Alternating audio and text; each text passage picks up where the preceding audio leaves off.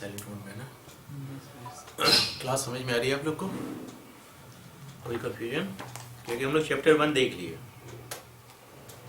और पार्ट 1 भी देख लिया। पार्ट 1 देख लिया। क्या है पार्ट 1 में?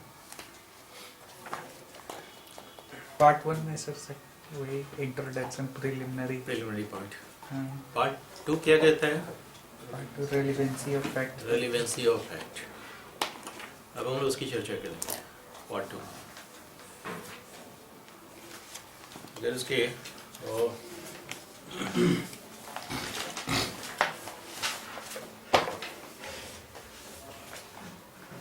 Part 2 and chapter 2 relevancy of fact. अगर इसको देखेंगे तो ये टोटल आपकी जो सेक्शंस है वो कवर करता है 3 to 50।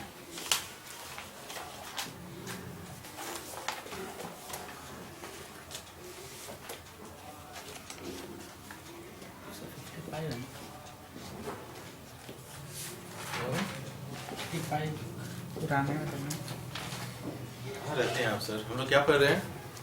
भारतीय साक्षर अधिनियम। भारतीय साक्षर अधिनियम BS है। अभी तक नहीं लिए क्या? ये किसका सेक्शन है? भारतीय साक्षर अधिनियम 2000। Relevancy of facts. रेलेवेंसी ये शब्द सुना हुआ है? Yes sir. कहाँ है? रेलिवेंट 2K में रिलेवेंट है। सेक्शन 2K में रिलेवेंट है। ये कह रहे हैं कि सेक्शन 2(1)(a) किस चीज को डिफाइन करता है? रेलेवेंसी। ध्यान से देखिए। रेलिवेंट को रेलिवेंट को डिफाइन करता है। लॉ में बारीकियों को पकड़ना ही आपकी सार्थकता है। लेजिस्लेचर अगर शब्दों का इस्तेमाल करता है तो सोच समझ के कर रहा है, कोई फर्क नहीं है, लेकिन आपको जागरूक रहना होगा। यहाँ क्या डिफाइन है? रेलेवेंट, सुसंगत, ये है ना। और इसका मतलब क्या होता है?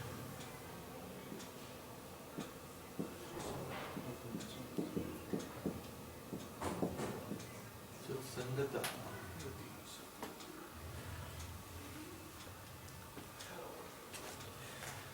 एक चीज समझ लीजिए कि जिस वक्त हम लोग रेलेवेंट को देख रहे थे, सेक्शन रेलेवेंट जहाँ डिफाइन है, वो क्या कहता है? एक तथ्य दूसरे तथ्य से कैसे सुसंगत है?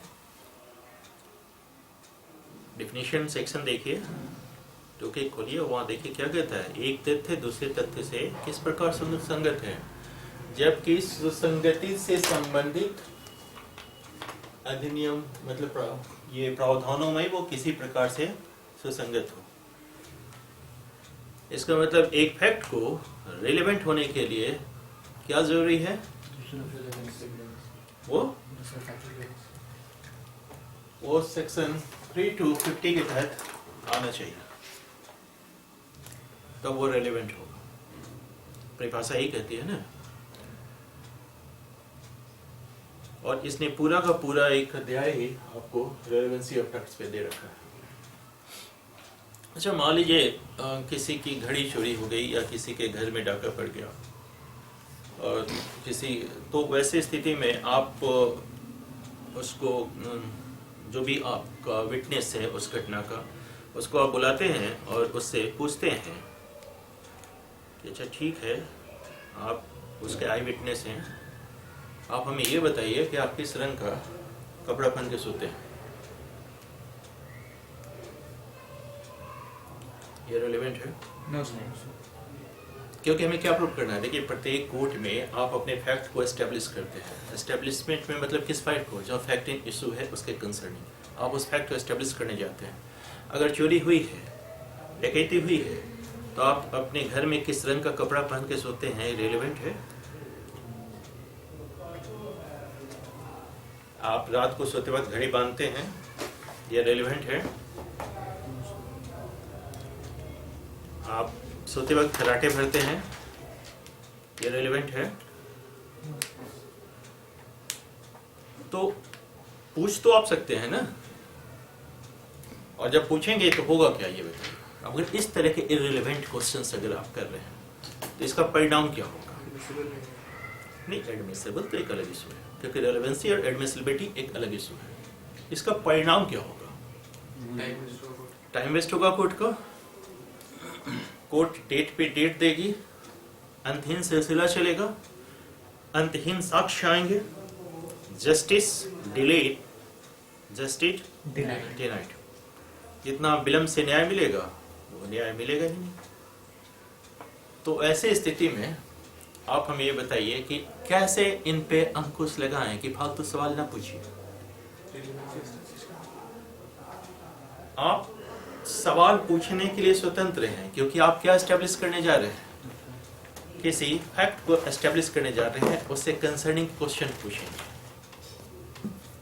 अब आप देखिए सेक्शन जिस वक्त हम लोग 3 देख रहे हैं वो क्या कहता है?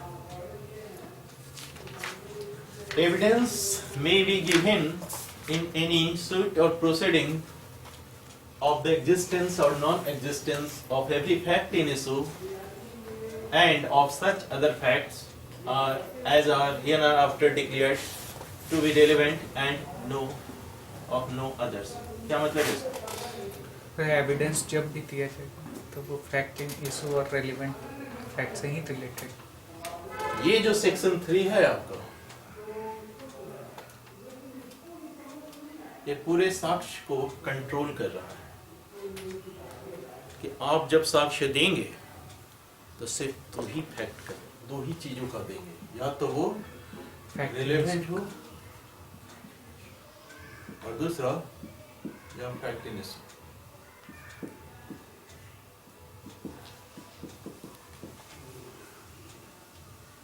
किस चीज में? उसने कहा कितने तरह का केस होगा कोर्ट में? Criminal, civil. क्रिमिनल या सिविल।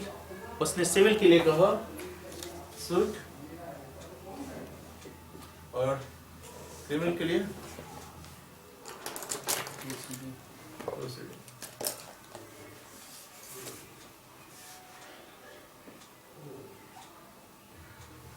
एविडेंस में be given in any suit और प्रोसीडिंग। किस चीज का? और साथ में क्या लिख दिया? 4 शब्द लिखे इसने, एंड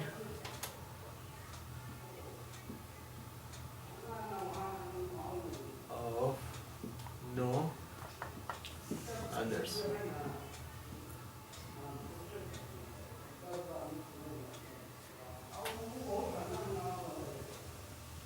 किसी और का नहीं। ऐसा संभव है क्या?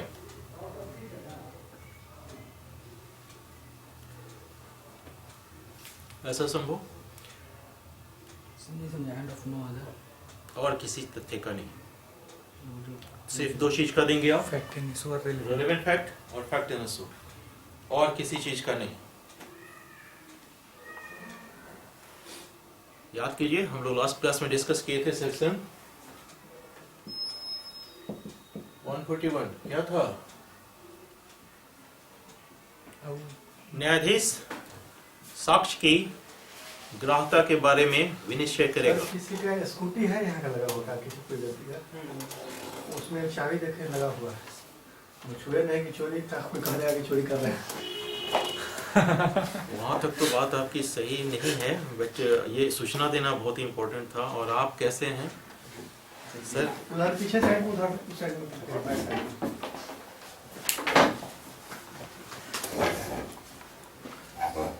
हमें बताइए ये सेक्शन 141 न्यायाधीश साक्ष्य की ग्राह्यता के बारे में विनिश्चय करेगा। एडमिसिबिलिटी ऑफ एविडेंस कौन डिसाइड करेगा? क्या करेगा?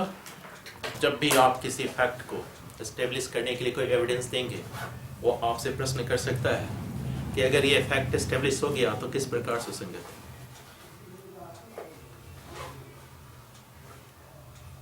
अगर ये सुसंगत नहीं होगा तो ये साक्ष्य लेने से इनकार कर सकता है। यानी जिस वक्त हम लोग सेक्शन 3 पढ़ेंगे उसके साथ सेक्शन 141 और साथ ही साथ सेक्शन 168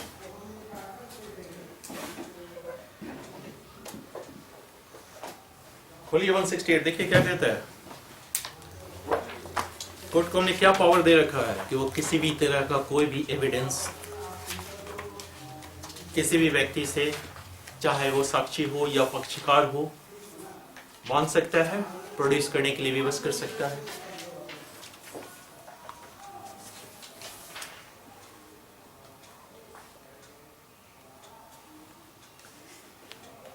कोई कंट्राडिक्टरी लग रही है क्या सेक्शन 3, सेक्शन 141, सेक्शन 168 इन तीनों में?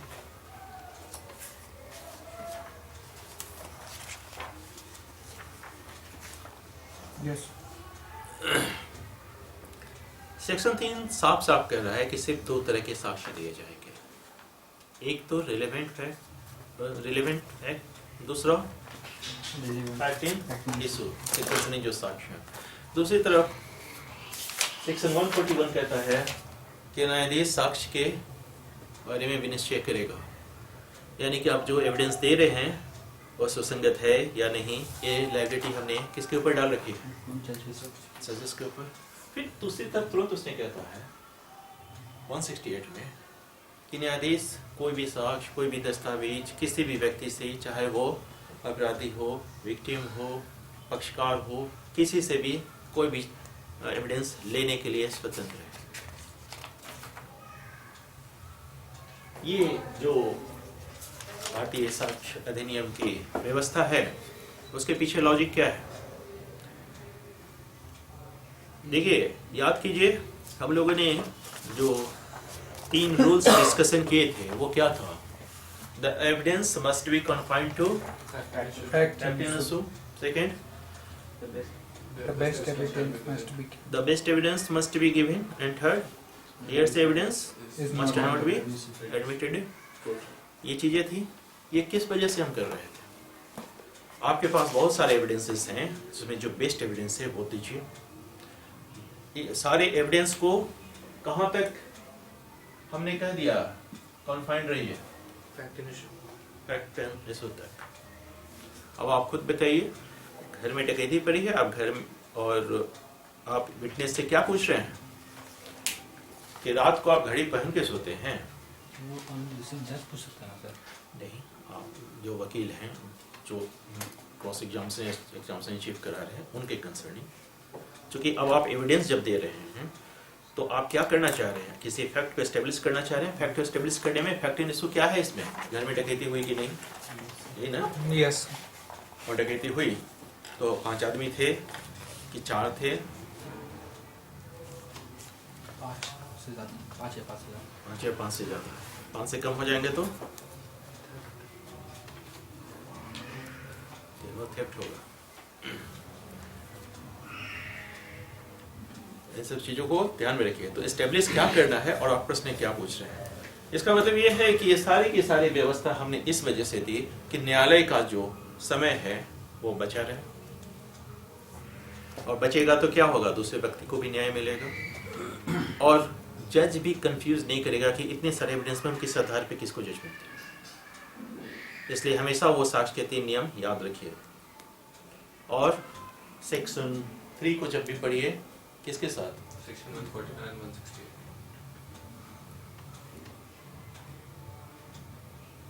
क्या है फैक्ट इन इशू और इशू ऑफ फैक्ट? दोनों सेम ही है, लेकिन सीपीसी में इशू ऑफ फैक्ट है और एविडेंस में फैक्ट इन इशू। ये पता है ना, कंफ्यूजन नहीं है ना किसी तरह की। और क्वेश्चन ऑफ फैक्ट और क्वेश्चन ऑफ लॉ में क्या अंतर है?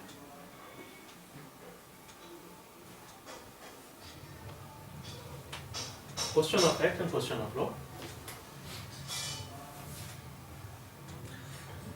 सर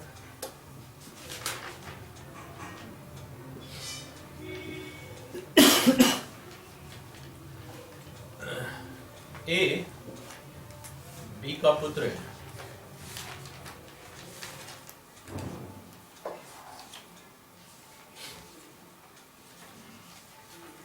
सी दावा करता है कि वो भी बी का पुत्र है।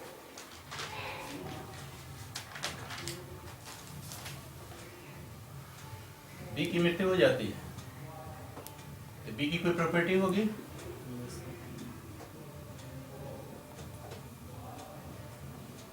प्रॉपर्टी में सी को हिस्सा मिलेगा?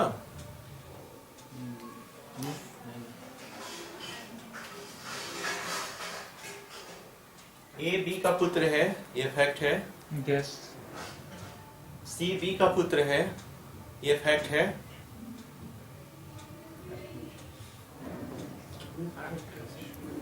बोल रहा है ना? फैक्ट की हमने क्या परिभाषा दी थी? हाँ सर, फैक्ट।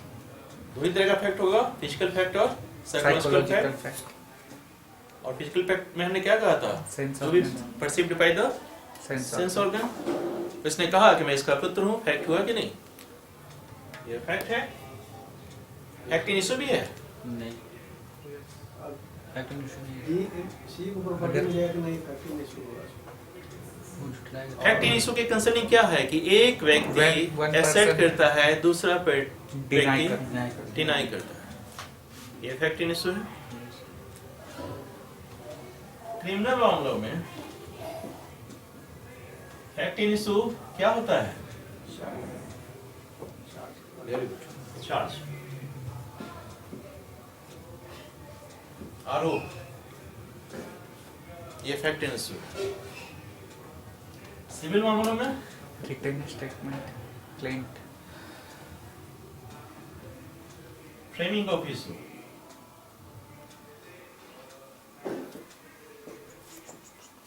रिटन स्टेटमेंट और क्लेम जो डालते हैं उसके बाद जो इशू डेवलप करता है उसके अकॉर्डिंगली इशू फ्रेम किया जाता है। Okay sir. जब ये इशू फ्रेम करते हैं तो ये फैक्ट इन इशू होता है।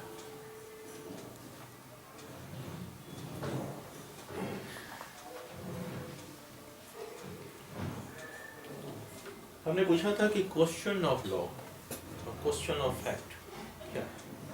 बी को सी को बी का प्रॉपर्टी मिलेगा कि नहीं, बी क्वेश्चन सी को बी की प्रॉपर्टी मिलेगी कि नहीं, ये क्वेश्चन ऑफ लॉ है या क्वेश्चन ऑफ फैक्ट है? क्वेश्चन ऑफ लॉ है।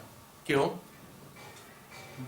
प्रॉपर्टी तो क्योंकि अगर इसको प्रॉपर्टी मिलेगी तो वो किसी न किसी अधिनियम के द्वारा उसकी व्यवस्था कर दी गई है किसी प्रोविजंस में, और प्रोविजंस में आने का मतलब है कि इनेक्टमेंट में है तो लॉ की कंसर्निंग है।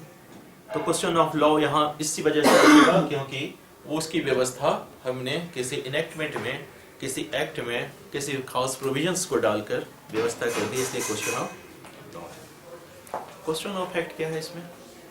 सी एक बिट है। यस, यानी कि आपको क्या दिखता है कि क्वेश्चन ऑफ फैक्ट और फैक्ट एंड इशू दोनों एक जैसे ही हैं, क्योंकि फैक्ट एंड इशू क्या है इसमें?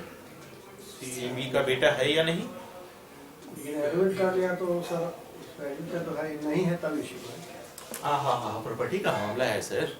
ये एडमिट करेगा तो ये ऑब्जेक्शन करेगा ना, इतनी आसानी से थोड़ी देगा। अगर ये ऑलरेडी इसकी संतान रहता तो कोई इशू नहीं था। बात को समझ रहे हैं? यानी कि कई बार आपको ऐसा लगेगा कि जो क्वेश्चन ऑफ फैक्ट है वही फैक्ट इन इशू भी है, लेकिन question of law fact in issue. यहाँ तक समझ गए कि कंफ्यूजन क्लियर हो गया? क्या दिक्कत आ रही है बताइए? क्वेश्चन ऑफ फैक्ट और fact in issue. Question of fact and fact in issue. Fact in issue का आप सिंपल ऐसे समझिए कि कोई ऐसा बिंदु जिस पे कहीं विवाद हो, मतलब कोई एक व्यक्ति कहता है कि है, दूसरा व्यक्ति कहता है नहीं है, विवाद हो गया, ये फैक्ट इन इशू हो गया। यहाँ इस मामले में विवाद का विषय क्या है? प्रॉपर्टी नहीं, ये बोस का बेटा है कि नहीं? इनका बेटा है कि नहीं, ये किस तरह का बात है? ये फैक्ट इन इशू है और साथ ही साथ क्वेश्चन ऑफ फैक्ट भी है। लेकिन क्वेश्चन ऑफ लॉ की जब हम बात करेंगे तो क्वेश्चन ऑफ लॉ कहाँ डिराइव करेगा यहाँ इस एपिसोड में? सी प्रॉपर्टी के लिए अगर सी को हम और आगे थोड़ा बताएं, ये इलेजिटिमेट चाइल्ड है, ये अवैध संतान है, तो अवैध संतान को प्रॉपर्टी में हिस्सा मिलेगा कि नहीं, ये कहाँ से डिसाइड होगा? क्वेश्चन ऑफ लॉ है कोई है? क्वेश्चन ऑफ समझ रहे हैं? ठीक है,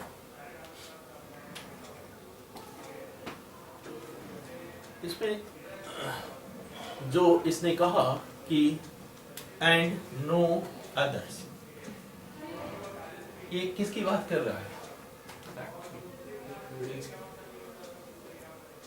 देखिए, हमने क्या कहा आपको कि सिर्फ 2 तरह के साक्ष्य दिए जाएंगे। कौन कौन? रेलिवेंट और फैक्टिंग इशू। इन दोनों में क्या अंतर है? सब फैक्टिंग इशू ये है 1% asserted by 1% denied by another।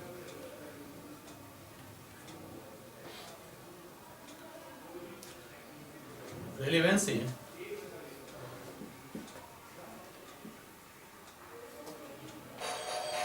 Relevant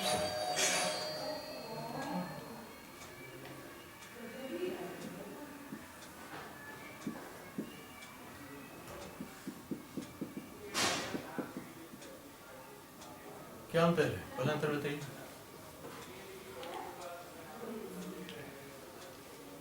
आपसे प्रश्न पूछते हैं शॉर्ट नोट्स में इन दोनों में अंतर बताने के लिए। पहले thing is that it is defined under section 2 close ठीक है, वो एक अंतर है। ये कहेंगे कि जो नंबरिंग है उसको हम लिख देंगे, यानी रेलेवेंट कहाँ डिफाइंड है? सेक्शन 2 के 2 सब क्लोज 1 के 2 1 के स्मॉल। ये आपके पास एविडेंस है, बताइए। जी जी जी, ये तो दूसरा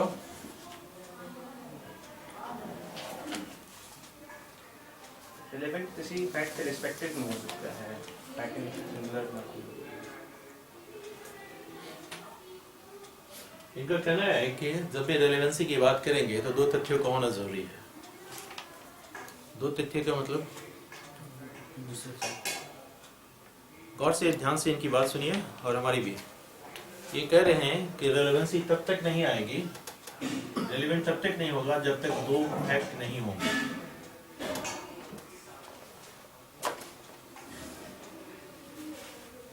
क्योंकि एक तथ्य दूसरे तथ्य से सुसंगत तब होता है जबकि सुसंगति के संबंधित प्रावधानों के अंतर्गत वो तथ्य दूसरे तथ्य से कनेक्टेड नहीं।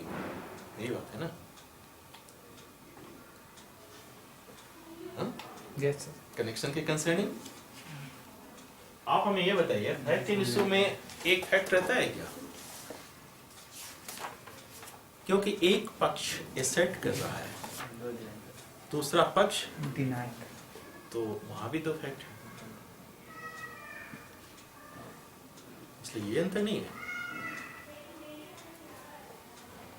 दूसरा, इस रेलेवेंट फैक्ट को एविडेंसरी फैक्ट कहते हैं।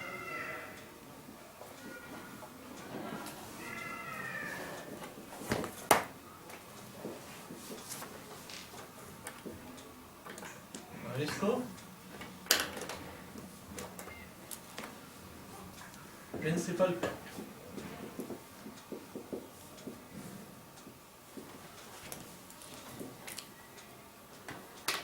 इसको फैक्टम प्रोबेंस भी बोलते हैं और उसको फैक्टम प्रोबांडा। लैटिन में समझ रहे हैं?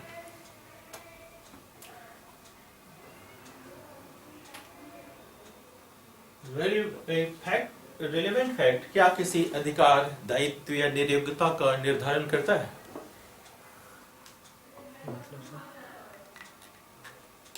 अभी उस एपिसोड पे वापस आ जाइए।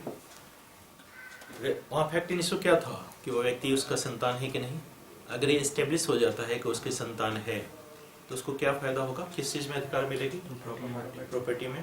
यानी किस फैक्ट के रिगार्डिंग उसको राइट मिला? फैक्ट इन इशू के रिगार्डिंग। अब आप जो हाँ फैक्ट इन इशू डिफाइन है वहाँ देखिए क्या लिखता है। डिफिनेशन में ही लिखता है राइट, लायबिलिटी, यस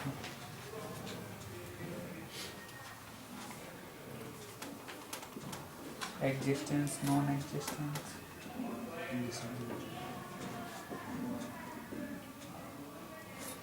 ये रिलेवेंट फैक्ट नहीं, ये किसी तरह के निर्धारण नहीं करता है, इसके लिए हेल्पफुल है, क्योंकि प्रिंसिपल फैक्ट को एस्टेब्लिश करने के लिए आप एविडेंसरी फैक्ट देते हैं। ये बात है ना, तो इस तरह का कोई निर्धारण नहीं करता। प्रिंसिपल फैक्ट को प्रिंसिपल फैक्ट जब तक नहीं समझिएगा ना, प्रिंसिपल फैक्ट कौन सा है? Fact in issue, fact in issue. और फैक्ट इन इशू का मतलब ये पार्टी डिनाई कर रहा है। तो अभी तो अब ध्यान कहाँ रहता है, पहले आप ये बताइए। अभी हम जब आपको बताए हैं थोड़ी देर पहले कि जैसे ही ये निर्धारित हो जाता है कि वह व्यक्ति उसकी संतान है, वो किस चीज़ के लिए इंटाइटल हो जाएगा? प्रॉपर्टी के लिए। प्रॉपर्टी के लिए। ये राइट कहाँ से आया उसको? फैक्ट फैक्ट इन इशू के कंसर्निंग कि रिलेवेंट फैक्ट के कंसर्निंग। उसके बाद जब फैक्ट इन इशू की आप डिफिनेशन देखेंगे, डिफिनेशन देखते हैं वहाँ क्या लिखा हुआ है, राइट लिया एस्टेब्लिश करता है। और कोई है अंदर?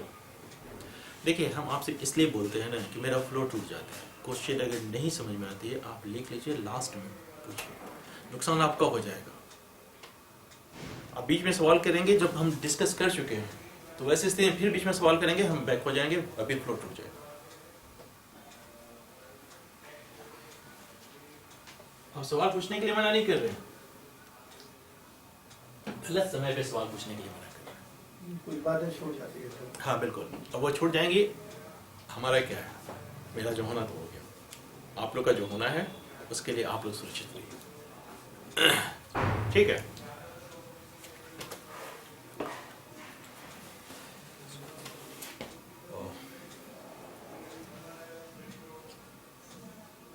ठीक।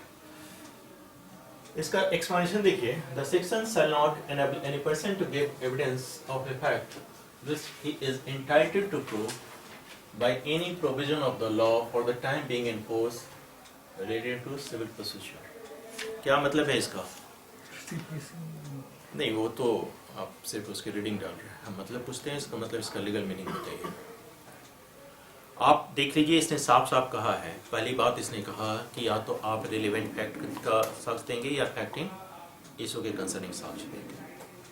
ये भी हो सकता है कि आप ये साक्ष्य दे रहे हो रिलेवेंट फैक्ट का ही, फैक्टिंग इशू का ही, लेकिन आप डिसएंटाइटल्ड हो चुके हैं वो साक्ष्य को प्रोड्यूस करने के लिए, तो ये प्रोविजन आपको फिर से एंटाइटल्ड नहीं बनाएगा। नहीं समझे ना? इसका सेकंड इलस्ट्रेशन देखिए।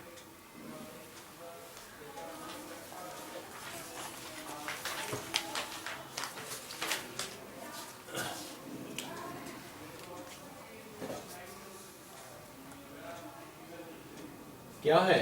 एक शूटर है। शूटर मतलब हमने क्या कहा कि सिविल के कंसर्निंग हम क्या लिखेंगे? Suit. Criminal concerning proceeding. Suit करने का मतलब वो मत समझ लीजिएगा जो सूट करता है।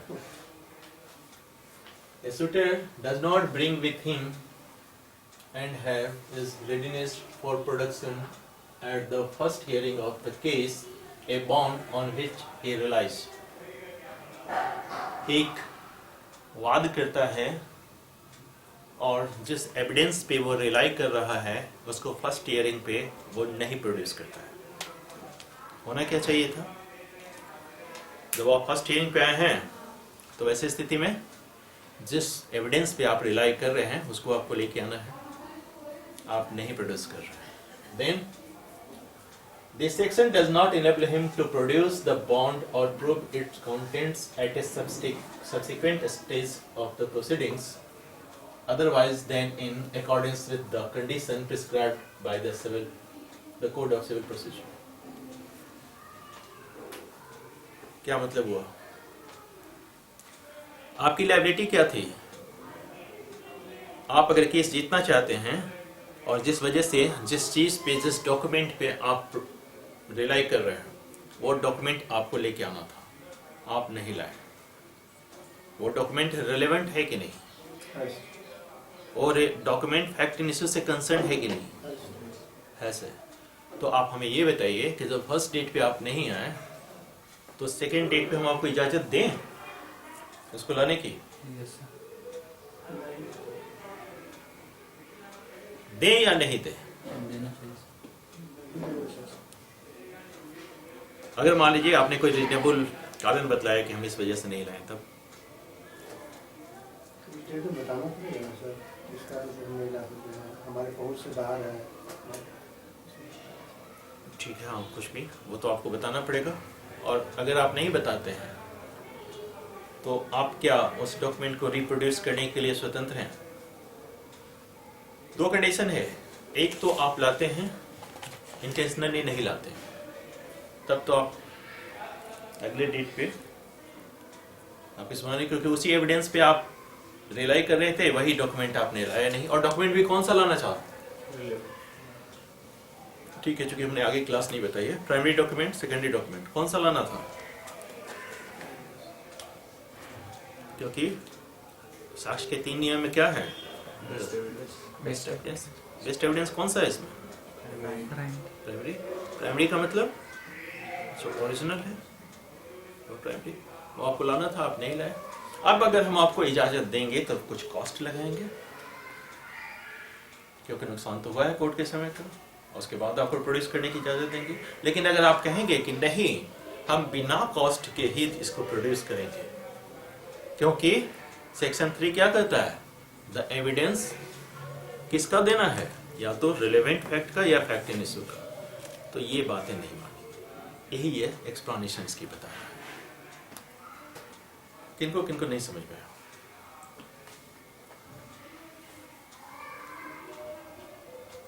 सेक्शन 3 साफ साफ कर देता है कि सिर्फ रिलेवेंट फैक्ट और फैक्ट इन इशू का ही साक्ष्य दिया जाएगा, किसी और का नहीं। ये इस प्रसंग में ये डॉक्यूमेंट रिलेवेंट डॉक्यूमेंट है, फैक्ट इन इशू से रिलेटेड है। अब इसको आप नहीं प्रोड्यूस किए हैं फर्स्ट हियरिंग पे, तो क्या सेक्शन 3 का हेल्प लेके आप कहेंगे कि हम तो ये रेलेवेंट भी है, फैक्ट इन इशू से रिलेटेड भी है, ये डॉक्यूमेंट आप लीजिए? इसलिए इसने एक एक्सप्लेनेशन दे रखा है कि अगर वो सिविल प्रोसीजर कोड के किसी प्रावधान के तहत डिसएंटाइटल कर दिया गया है तो ये उसको फिर एंटाइटलमेंट प्रदान नहीं करेगा। ठीक है, तो सर उसे डेट पर रिन्यूअल कारण दिया जाए तो कॉस्ट लगा के कर सकता है। हाँ, इसलिए तो उसने आगे लिख रखा है, otherwise then in accordance with the condition prescribed by the code of civil procedure. शर्त लगाएंगे ना, अगली बार आएगा आप कॉस्ट चुकता करके, कोई कारण नहीं देगा तो वंचित कर देगा। क्योंकि इस आधार पे फिर वही बात समझ रहे हैं कि सिर्फ आपको यहाँ सेक्शन 3 किस चीज के लिए आपको इजाजत दिया? कौन से एविडेंस प्रस्तुत करने के लिए? Relevant fact in issue. Relevant and fact in issue. ठीक है,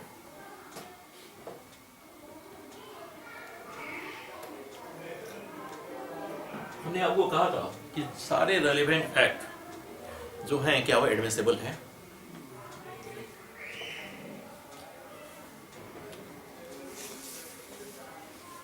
क्यों? क्योंकि अभी तो ये कह रहा है सेक्शन 3 यही नहीं कह रहा है कि फैक्ट इन इशू या रिलेवेंट फैक्ट आप दे सकते हैं, तो रिलेवेंट फैक्ट है तो एडमिसिबल भी होना चाहिए।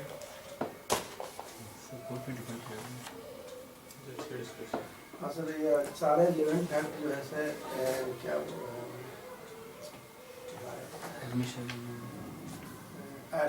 एडमिसिबल है, लेकिन ऐसा नहीं कि जितना भी एडमिसिबल है वो सारे रिलेवेंट हो। ये तो मतलब घुमा के आपने बात कह दी। आपने तो आपसे पूछा सेक्शन 3 में जब आपको प्रोविजन चाहिए, आपको प्रोवाइड कर रहा है कि रिलेवेंट फैक्ट और फैक्ट इन इशू का ही साक्ष्य दिया जाएगा, तो जो भी रिलेवेंट फैक्ट है वो एडमिसिबल हो जाना चाहिए। आपका क्लाइंट आपसे कहता है कि हमने मर्डर किया है, ये क्या है? फैक्ट है, एक्स्ट्रा जुडिशियल कॉन्फेशन है?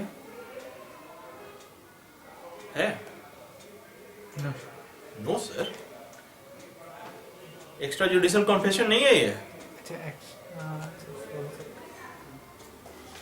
आप लेकिन कोर्ट इस- हैं? इस नहीं, वकील कोर्ट है, नहीं सर, नो सर, तो किसके सामने आके कह रहा है कि मैंने मर्डर किया? अपनी वाइफ से जाके कहता है कि आज हमसे हत्या हो गई। कैसा कॉन्फेशन है ये? एक्स्ट्रा एक्स्ट्रा जुडिशियल कॉन्फेशन है।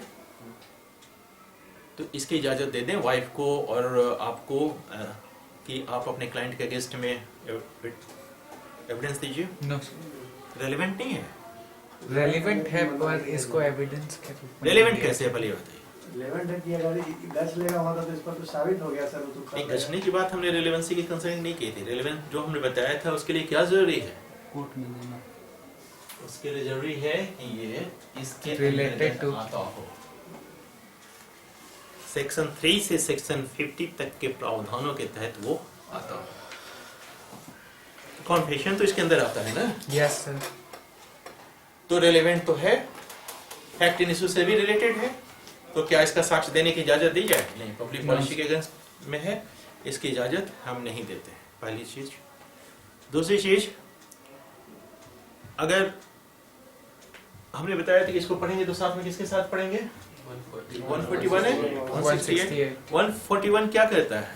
Judge to decide the admissibility of evidence. कुछ ऐसे भी फैक्ट हैं जो मैटर से रेलेवेंसी नहीं रखते हैं, फिर भी एडमिसिबल है। याद कीजिए लास्ट इलस्ट्रेशन हमने क्या डिस्कस किया था। एक व्यक्ति है जो किसी प्रोनोट्स के आधार पे एक सूट फाइल करता है और ये कहता है कि ये व्यक्ति मेरा कर्जदार है। उस व्यक्ति से क्रॉस एग्जामिनेशन में पूछा जाता है कि तुम कितनी बार जेल गए हो? जेल जाना इस एपिसोड से रेलेवेंसी है? नहीं, नहीं है, तो एडमिसिबल भी नहीं होगा। हो सकता Admissible हो सकता है, क्यों? उसका कैरेक्टर डिपेंड यस, क्योंकि हम उसके किस चीज को इम्पीच कर रहे हैं? उसके क्रेडिबिलिटी को, उसकी विश्वसनीयता को हम इम्पीच कर रहे हैं और इसलिए वो रिलेवेंट है। तो ऐसा भी होता है ना कि जो फैक्ट रिलेवेंट नहीं भी है उस पर्टिकुलर एपिसोड में, हम उसको भी एडमिसिबल बना लेते हैं, और जो रिलेवेंट है उसको भी एडमिसिबल नहीं बनाते हैं। इसका मतलब क्या हुआ कि रेलेवेंसी और एडमिसिबिलिटी दोनों एक चीज नहीं। इसलिए इस भ्रम में नहीं रहिएगा कि अगर रेलेवेंट है तो एडमिसिबल होगा ही होगा।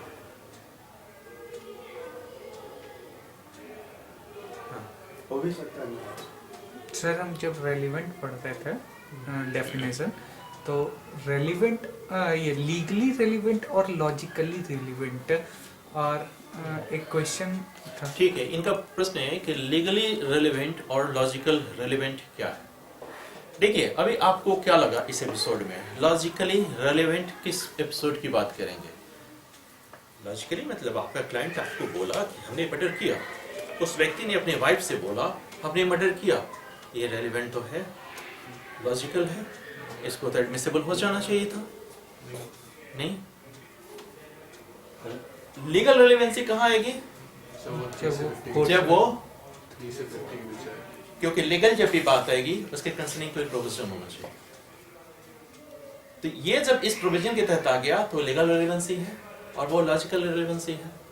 ये इंग्लिश में लॉजिकल रेलेवेंसी को हम प्राथमिकता देते हैं इंग्लिश लॉ में, हमारे यहाँ इस तरह की कोई बात नहीं। लीगल रेलेवेंसी और सेकेंड वाले एपिसोड में जबकि वो प्रोनोट्स के आधार पे सूट लाया है और हम उसकी कह रहे हैं कि आप कितनी बार जेल गए हैं,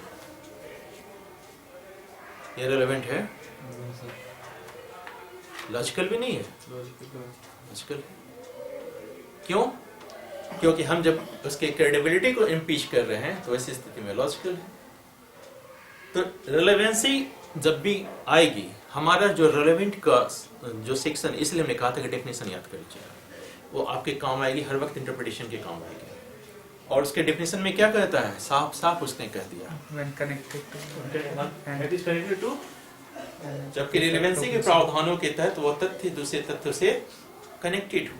इसका मतलब उसको रेलेवेंट होने के लिए 3 से 50 के बीच ही आना चाहिए, और यही लीगल रेलेवेंसी है, क्योंकि हमने इसके लिए लीगल प्रोविजन डाल रखा है। लॉजिकल बहुत सारी चीजें हो सकती हैं, बट वो जरूरी नहीं है कि लीगल भी हो। अभी हम लोग चर्चा करेंगे आगे, जब आपको लगेगा कि ऐसा क्यों हुआ। यहाँ तक क्लियर है? तीसरी चीज जो हमने इसमें कहा था कि 168 एक प्रोविजन है, जिसमें देखिए उसके 161 का फर्स्ट पैराग्राफ पढ़िए, देखिए वो क्या कहता है।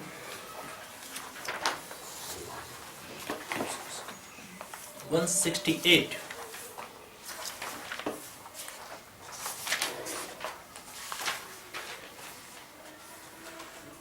Judges power to put question about it.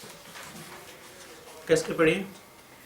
The judge may, in order to discover or to obtain proper proof of relevant fact, ask any question he pleases in any form at any time of any witnesses or of the parties about any fact relevant or irrelevant and देखिए सवाल समझ लीजिए, जहां हम रुकने के लिए relevant और इररेलेवेंट उसने साफ कर दिया। वो कोई भी प्रश्न पूछ सकता है, चाहे वो रेलिवेंट हो या इररेलेवेंट हो। आगे and may order the production of any document or thing, and neither the parties nor their agents shall be entitled to make any objection to any such question or order, nor without the leave of the court to cross-examine any witnesses upon any answer given in reply to any such question. Okay, यहाँ तक रहिए, फिर हम आगे बढ़ते हैं। उसने क्या कहा कि जज के क्या करेगा, सिर्फ रेलेवेंसी तक ही सीमित नहीं रहेगा। हम लोग जब 168 आगे पढ़ेंगे, अभी के लिए इतना जान लीजिए कि जजेस रेलेवेंट और इररेलेवेंट कुछ भी पूछेगा। अभी हम सेक्शन 3 में क्या देख रहे थे? सिर्फ दो ही चीज रेलेवेंट और फैक्ट इशू। इशू 141 जब देख रहे थे तो क्या देख रहे थे? उसकी रेलेवेंसी, साक्ष्य की ग्राह्यता, एडमिसिबिलिटी के बारे में निर्णय कौन लेगा? जज लेगा। जज लेगा। और जब 168 देख रहे हैं तो क्या देख रहे हैं कि कुछ ये भी पूछ सकता है, कुछ भी पूछेगा, चाहे रेलेवेंट हो या इररेलेवेंट हो। आपको क्या लगता है, सारा व्यवस्था गड़बड़ सड़बड़ हो गया क्या? अब आगे उसको पढ़िए, नेक्स्ट प्रोवाइडेड, जहां वो जजमेंट लिख रहा है। provided that the judgment must be passed upon facts declared by this act to be relevant and duly proved. बस आप कुछ भी पूछिए, रेलेवेंट इररिलेवेंट कुछ भी पूछिए, जजमेंट किस पे आएगा? Based upon the facts declared. Declared relevant, और वो डिक्लेयर्ड कहाँ है? 3 to 50. 3 to 50 तक। और साथ ही साथ सिर्फ डिक्लेयर्ड होना नहीं चाहिए, उसको ड्यूली प्रूव्ड भी होना चाहिए। अब ये सारे सेक्शंस को अगर आप निचोड़े, माने किसको किसको, 3 को, 141 को और 168 को, क्या निकला निष्कर्ष? निष्कर्ष यही निकला कि पूछना है जो पूछो, लेकिन जब भी तुमको जजमेंट देना होगा तो तुम फैक्ट पे ही दोगे, जो भी रेलिवेंसी ऑफ फैक्ट, जो भी प्रोविजन दिया उसी के अकॉर्डिंग। और कहीं इनकॉन्सिस्टेंसी दिख रही है क्या आपको? सेक्शन 3 साफ साफ कहता है कि आप relevant fact and fact issue के कंसर्निंग एक साक्ष्य देंगे, बात खत्म हो गई। 141 कहता है एडमिसिबिलिटी, जब हम तय करेंगे तो सब सामने वाले से पूछेंगे कि अगर ये फैक्ट एस्टेब्लिश हो गया तो किस प्रकार रिलेवेंट है, बात फिर आ गई रिलेवेंसी पे।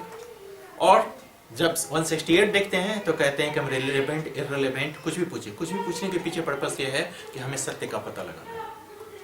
और अगर ये पता चल गया, लेकिन तब हम जजमेंट जब बेस्ड करेंगे तो रिलेवेंट फैक्ट पे भी होगा और साथ ही साथ वो फैक्ट ड्यूली प्रूव्ड भी होना चाहिए। यानी कहीं से कोई इनकंसिस्टेंसी नहीं है। आपको कई बार ऐसा लगेगा कि 168 ने सारा मल्टीमेट कर दिया, नहीं, ऐसा कुछ नहीं है। ठीक है, कोई कंफ्यूजन?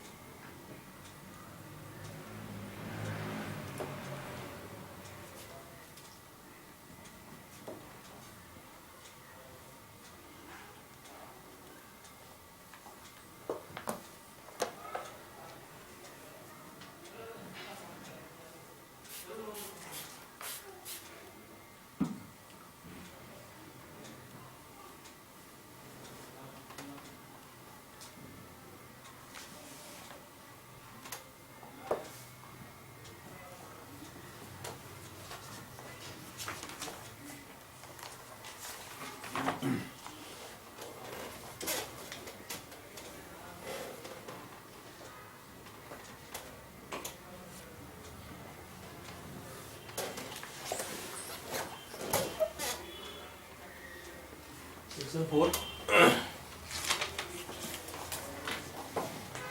हम जिन सेक्शन का हवाला दे रहे हैं वो भारतीय साक्ष्य अधिनियम 2023 की बात है। पुराने में सेक्शन 6 है ये।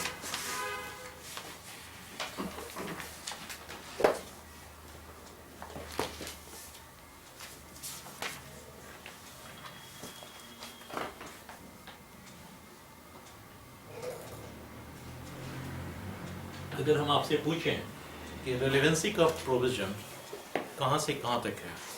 4 से लेकर 50 तक।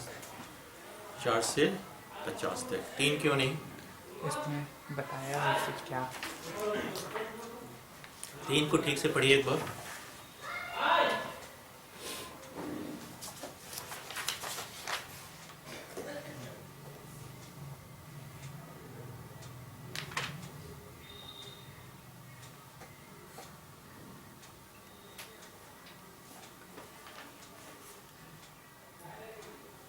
कुछ दिखा आपको?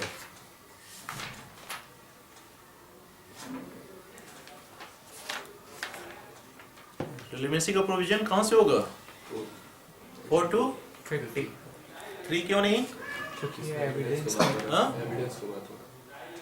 अच्छा, अभी आप इसलिए कहते हैं पैनी निगाह रखिए।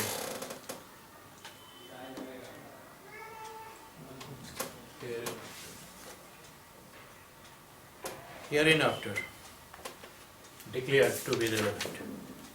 Hereinafter मतलब तस्मीन पश्चात, मतलब इस सेक्शन के बाद जो धाराएं हैं उसकी बात कर रहा है, यानी थ्योरी की बात नहीं कर रहा है।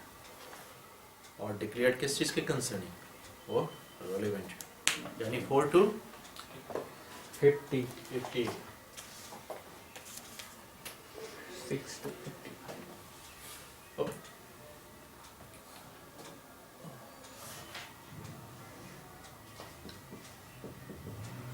Doctrine of race.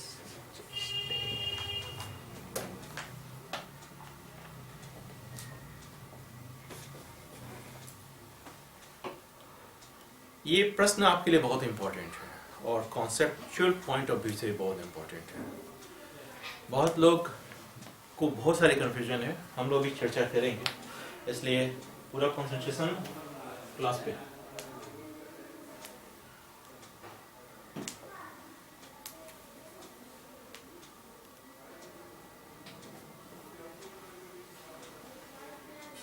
देखिए क्या कहता है section 4, fact which thou not in issue are so connected with a fact in issue or a relevant fact as to form part of the same transaction are relevant, whether they are occurred at the same time and place or at different times and places.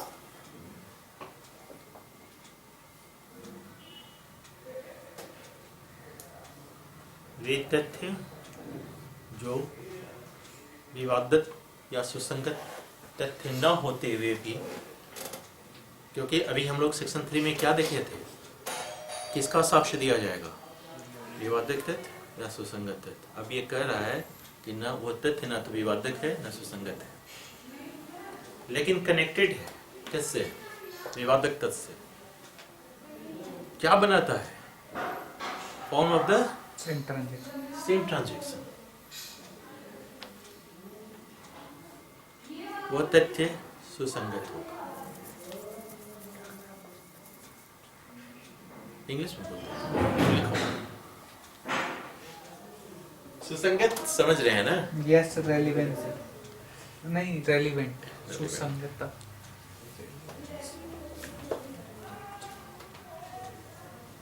एक व्यक्ति पीट रहा है और कह रहा है कि जान से मारो। कह भी रहा है, पीट भी रहा है। क्या होगा? वह व्यक्ति चीखेगा, वो कहेगा कि मुझे मत मारो, या कहेगा बचाओ बचाओ। ये बातें होंगी और वह कंटिन्यूएशन में है। अब इतनी शोर उठेगी तो अगल बगल लोग भी आ जाएंगे, वो भी देखेंगे कि क्या हो रहा है। तो क्या हो रहा है? वो उस व्यक्ति की पिटाई हो रही है। कौन कौन आवाज निकाल रहा है? जो मारना है, जो मार रहा है, जो मार खा रहा है, वो दोनों। और पब्लिक क्या कर रही है? देख रही है, देख रही है और क्या कह रही है? वीडियो बना। और मारो, ये छोड़ दो, ये भी, दोनों तरफ के लोगों को। हाँ, ये भी। ये सब के सब फैक्ट क्या रेलेवेंट है? यस, इनका साक्ष्य दिया जा सकता है?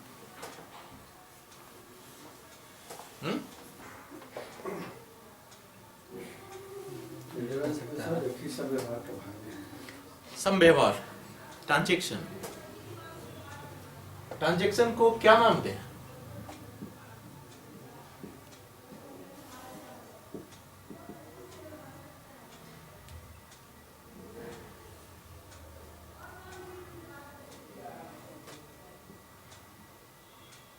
ट्रांजैक्शन को उसी कार्य संव्यवहार कैसे डिफाइन करेंगे? What is संव्यवहार?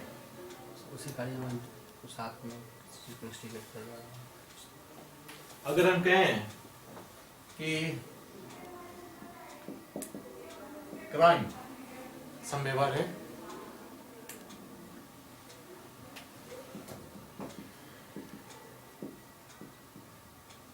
सिविल रॉन्ग संव्यवहार है,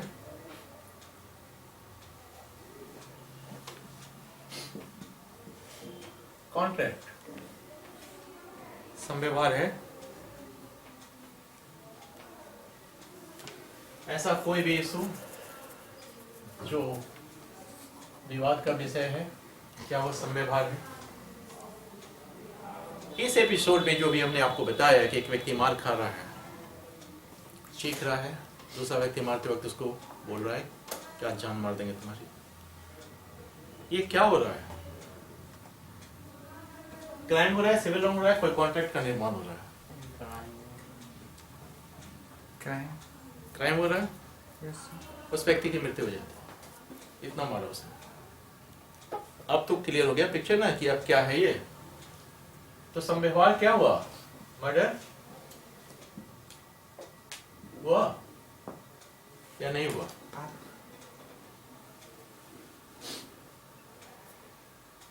यस, ये जो रेजिस्टेड, इसको अगर लैटिन वर्ड है, इसको अगर आप डिफाइन करेंगे तो इसका मतलब है things said and done in the course of a transaction. said and done in the course of transaction. चीजें जो कही गई या की गई किसी ट्रांजैक्शन के दौरान, वो resisted. Things done. Said and done in a course of a transaction.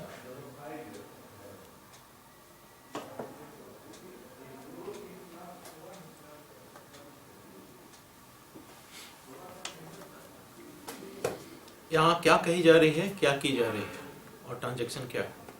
एगो बोल रहा हूँ तुम मार देंगे, एगो बोल रहा बचाओ बचाओ। तो ट्रांजैक्शन का मतलब है कि इसका कोई ऐसा मीनिंग नहीं दे सकते, बट ऐसा हो जो किसी पूरे एक ग्रुप ऑफ फैक्ट्स है जो किसी एक सिंगल घटना को बताता है। सिंगल घटना क्या है? Murder. Murder. Group of facts क्या है? यही सब तीनों का। एक व्यक्ति जो मार रहा है, एक जो खा रहा है। आपने क्या कहा? थिंग्स डन, मार रहा है, डन। सेड, मार डालेंगे। जो मार खा रहा है, बचाओ बचाओ या मुझे मत मारो, ये सब क्या चल रहा है?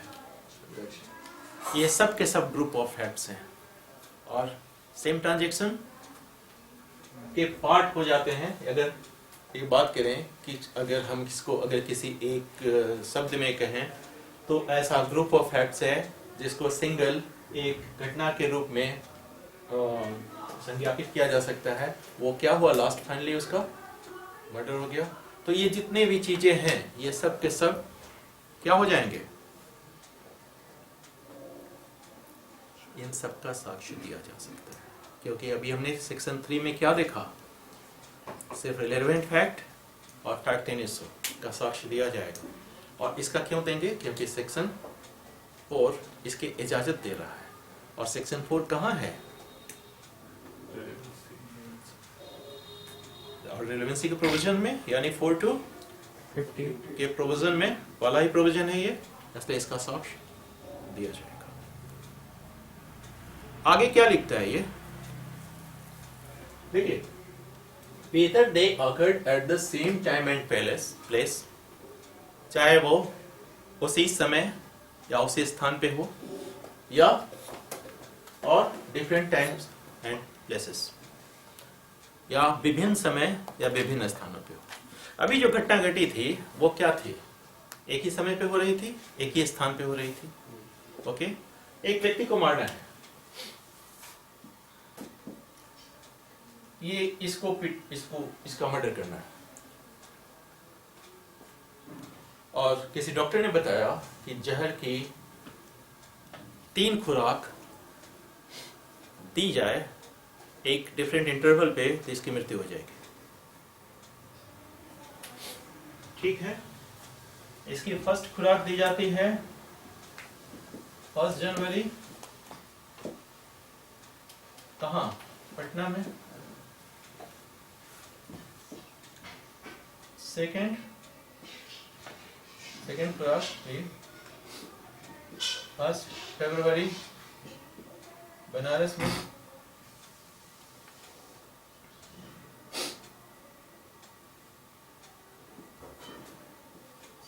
फर्स्ट मार्च इलाहाबाद में।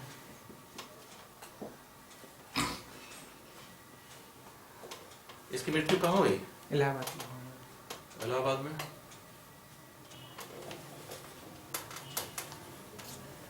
ट्रांजैक्शन क्या हुआ? Same transaction. ये सेम ट्रांजैक्शन है। Yes sir.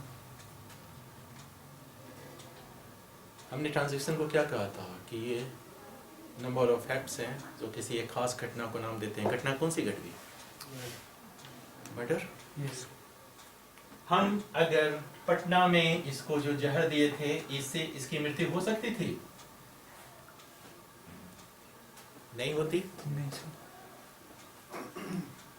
बनारस में जो जहर दिए थे, इससे इसकी मृत्यु हो सकती थी? No sir. इलाहाबाद में जो दिए हो जाएगा। तो सिर्फ अकेले इलाहाबाद में देने से हो जाती है क्या? No sir. इन तीनों का कॉम्बाइंड इफेक्ट है ना, यस सर। तो सेम ट्रांजैक्शन है ना, यस सर।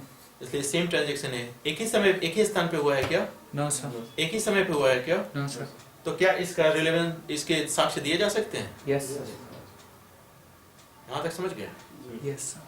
सेक्शन 4 क्या कहता है आपको? Part forming the same transaction. वो तथ्य जो विवादक तथ्य न होते हुए भी विवादित तथ्य या सुसंगत तथ्य से इस प्रकार कनेक्टेड हैं कि एक ही समव्यवहार के भाग है, तो उनका साक्ष्य दिया जाएगा। भले ही वो घटना एक समय या स्थान पे हो या डिफरेंट समय या स्थान पे हो, उससे कंफ्यूज नहीं कीजिएगा। Yes sir. समझ में आ रही है? अब जो समझने वाली चीज है आप समझिए।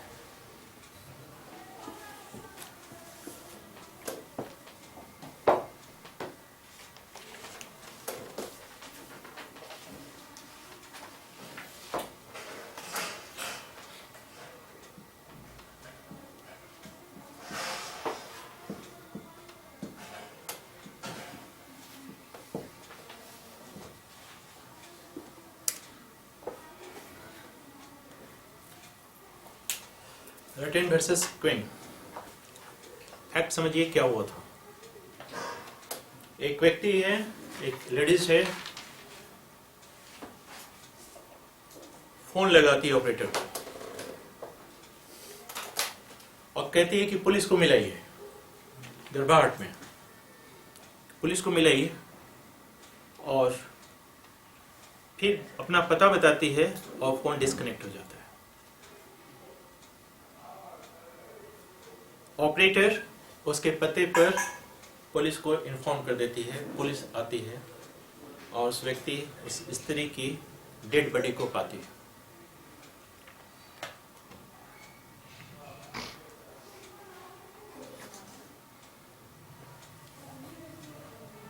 पति एक्यूज्ड बनाया जाता है। पति का कहना था कि गोली दुर्घटनावश चल गई, एक्सीडेंट।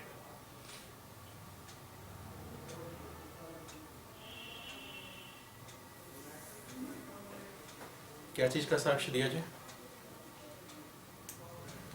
दिया जाएगा क्या क्या कि उसको ऐसा शंका था कि उस पर गोली चलने वाला है, इसलिए वो फोन की थी हड़बड़ाहट में, पुलिस से मिलाई है। फैक्ट इन इशू क्या है? उस व्यक्ति की, उस स्त्री की मृत्यु हुई। जब भी मर्डर की बात आएगी तो इंटेंशनल हुई या एक्सीडेंटल हुई? इंटेंशनल हुई या एक्सीडेंटल? इंटेंस। एविडेंस आप देंगे किस चीज का? ऑपरेटर को बुलाया जाएगा।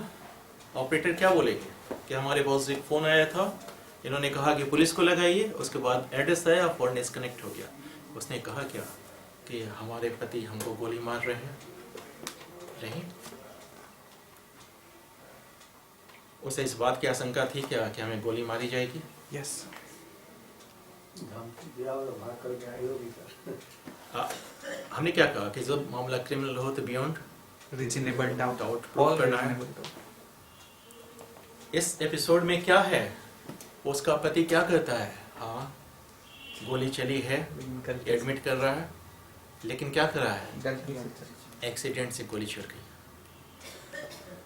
कहानी पे विश्वास कर लें। किसी भी दुर्घटना में किसी व्यक्ति को कैसे एंटिसिपेट हो सकता है कि अभी दुर्घटना होगी थोड़ा देर बाद? सिचुएशन से नहीं होगा। और फिर उसे कैसे ये बात जहन में आया कि मुझे पुलिस को फोन करना है?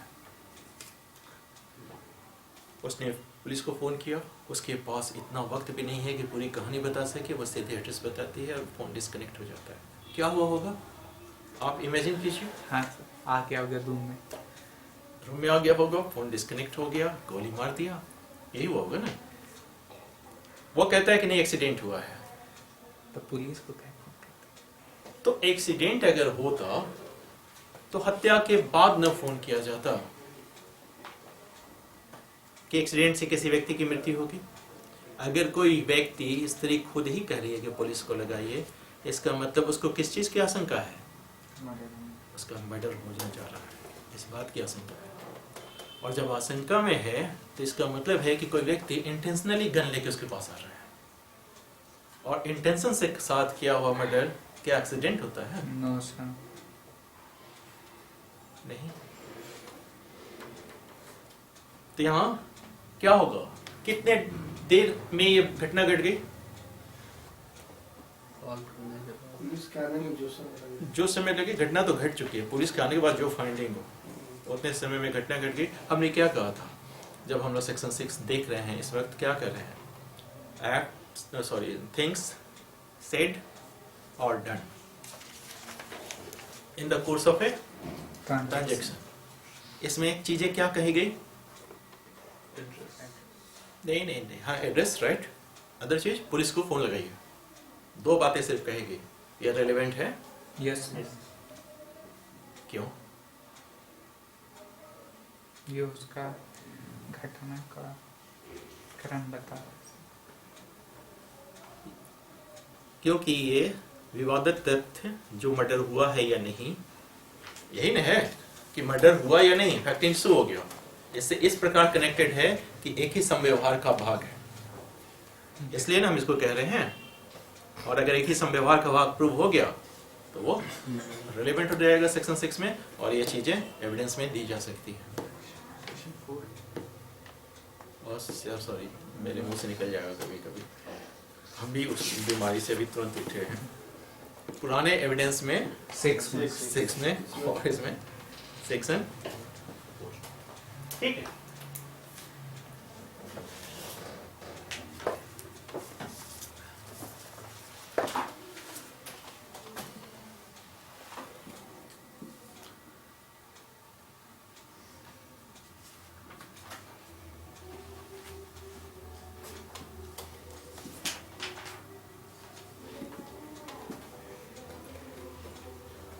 बाहर वर्सेस वेडिंग फील्ड।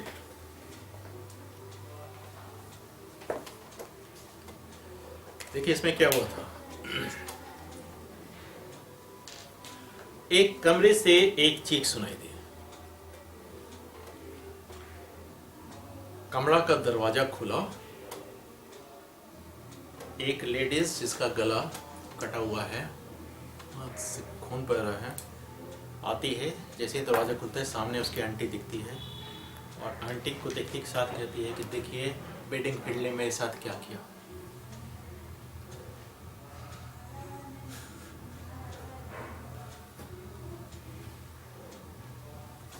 और वो इतना ही बात है। अब आप बताइए कि इसको सेक्शन 4 के तहत इसमें क्या किया गया, क्या कहा गया, क्योंकि हमें क्या देखना है, सेंट्रल थिंग्स डन और सेड। क्या कहा गया, वेडिंग फील्ड ने मेरे साथ क्या किया। क्या किया। इसकी मृत्यु हो गई या नहीं हुई। गर्दन कट गया तो हो ही गया। तो गर्दन कटने वाला आदमी बोलता भी है क्या? हाँ? पूरा कटा नहीं, हम ये नहीं, ये तो फैक्ट है ना कि उसने चाची से कहा क्या कि देखिए वेडिंग फील्ड ने मेरे साथ क्या किया, इतना कहा। वेडिंग फील्ड को किसी उस स्त्री का गर्दन रहते हुए किसी ने देखा? आंटी ने देखा? नहीं देखा। अगर इसकी मृत्यु हो जाती है, सर आप बोले कि गर्दन कटा हुआ आदमी बोलेगा नहीं बोलेगा, तो मेडिकल साइंस से प्रूफ होगा वो। नहीं वो बोला, एक फैक्ट है। हाँ ये फैक्ट है, किसने कहा। हमने क्या कहा कि हमें दो चीजें उठानी है। कौन सा चीज? डन और सेड। डन क्या हुआ? कट गया। सेड वेडिंग फील्ड ने मेरे साथ क्या किया। मेरे साथ क्या किया। इसको सेक्शन 4 के तहत इसके साथ ये स्टेटमेंट की इजाजत देते हैं। यस कॉकबर्न ने इजाजत नहीं दी। कौन से? जस्टिस कॉकबर्न कहा कि नहीं। कारण बताया उन्होंने कि वेडिंग फील्ड ने जो किया उसका कोई आई विटनेस नहीं। मतलब दूसरी चीज, कमरे से बाहर आने में एक समय का अंतराल था। मे भी अंदर ये हो सकता है उसने खुद ही अपना गला काटा हो और बाहर आके कह रही हो कि देखिए वेडिंग फील्ड ने क्या कहा। मरता हुआ आदमी कभी मरता हुआ कहाँ? हमने कहा कि मर गया नहीं। और मरा नहीं, मरी नहीं।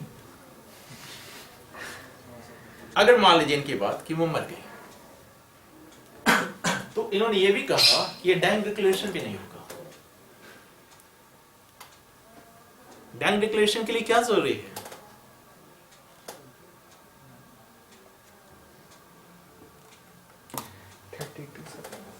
नहीं 26 क्या जरूरी है कि आप उस व्यवहार की प्रकृति के बारे में बताएं जिसकी वजह से आपकी मृत्यु हुई है। इस स्त्री को क्या अभी मृत्यु की आशंका थी? क्या मर जाएंगे? गला कटा हुआ तो सोचे कितने मरते हैं। हम इसे तो बोले कि क्या ये इस आशंका में थी कि वो मर जाएगी? उसने Yes. तो कहा नहीं, उसने इसी आधार पे कहा कि नहीं। एक तो टाइम फैक्टर है, दूसरा दरवाजे से जब बाहर निकले हो सकता है, क्योंकि हम क्या कर रहे हैं, हम उन रिलेवेंट फैक्ट का साक्ष्य में ग्राह्यता के बारे में चर्चा कर रहे हैं जो आएगा। इसमें दो बातें हैं, थिंग्स एंड सेड। थिंग्स में गला कटा, उसको किसी ने नहीं देखा सिवाय स्त्री के। स्टेटमेंट उसका क्या है कि वेडिंग फील्ड ने मेरे साथ क्या किया। इसके तो मतलब दूसरे व्यक्ति और भी तरह के अर्थ लगाएंगे ना। लर्नेड काउंसिल क्या बोलेंगे? वेडिंग फील्ड ने उसके साथ शादी की, मतलब क्या किया का मतलब क्या है? इसने ये थोड़ी कहा कि वेडिंग फील्ड ने मेरा गला काट दिया। कहा उसने क्या किया और गला काट दिया, दोनों स्टेटमेंट एक ही है। क्या किया में तो क्वेश्चन ढेर सारा उठ गया ना। साइकोलॉजिकली वेडिंग फील्ड ने मेरी बात नहीं मानी और हमने अपना गला काट लिया। वेडिंग फील्ड ने देखिए मेरे साथ क्या किया। ये भी तो हो सकता है। तो बहुत कुछ हो सकता है। तो इसको हम एविडेंस में लाए, नो सर। इसलिए कॉकवर्ड भी नहीं लाए। इन्होंने कहा कि नहीं, इसलिए देखिए बारीकी का ख्याल रखिए, कहाँ आएगा कहाँ नहीं आएगा। पीछे क्या है रीजन कि आपको फैब्रिकेशन, स्टोरी में फैब्रिकेशन का अवसर न मिलना चाहिए। आप कोई कहानी मत कर दें ऐसा समय बीतने के साथ कि ऐसी स्थिति हो जाए। ठीक है।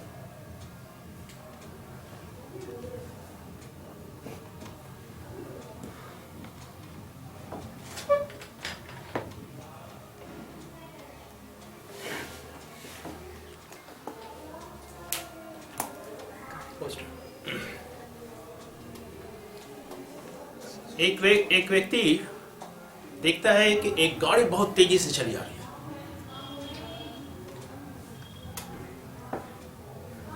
उसके बाद उसे एक चीख सुनाई देती है और वो गाड़ी किसी व्यक्ति को कुचल के निकल जा चुका है। वो दौड़ के उस व्यक्ति के पास पहुंचता है, पूछता है क्या हुआ। उस व्यक्ति ने कहा कि इस गाड़ी वाले ने मुझे कुचल दिया।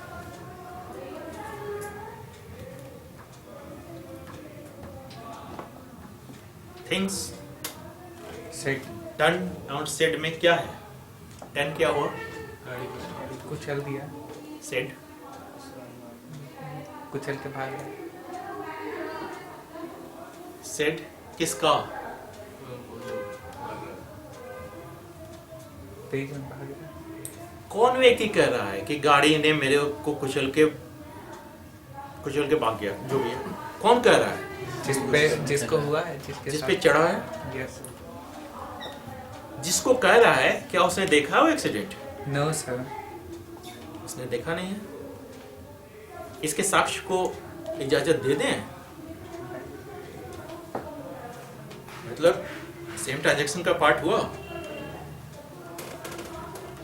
हाँ सर। कैसे?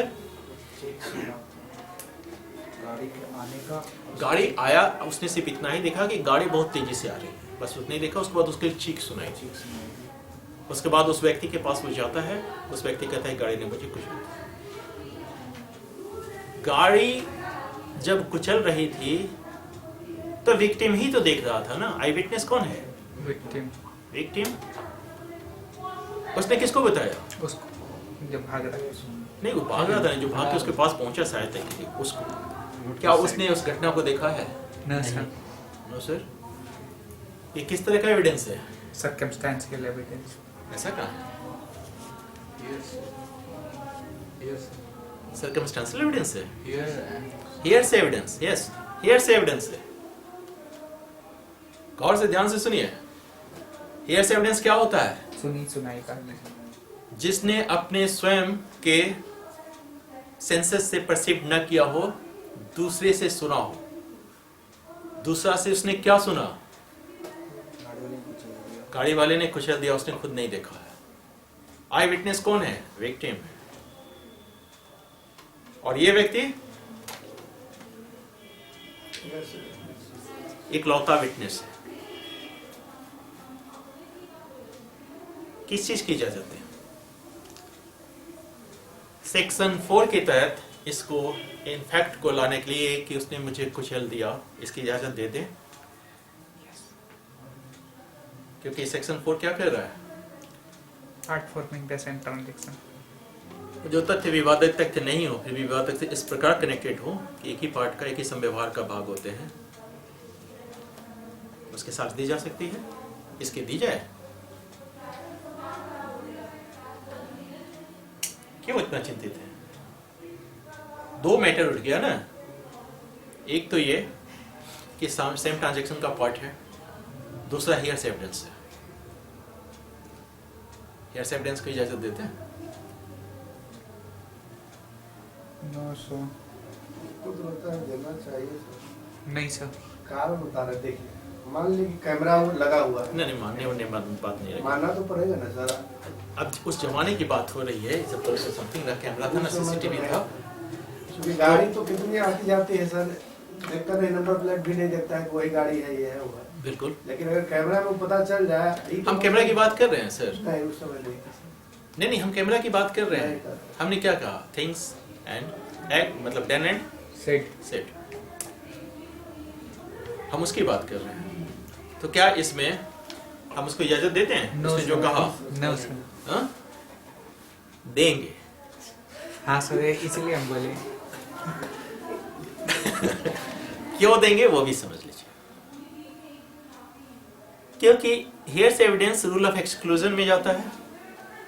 जब आपके पास हेयर्स एविडेंस, इस परिस्थिति में क्या है, वह व्यक्ति उस चीज का कारण बता रहा है कि उसकी मृत्यु कैसे हुई है, ये उसी के द्वारा उसको प्राप्त हुआ है,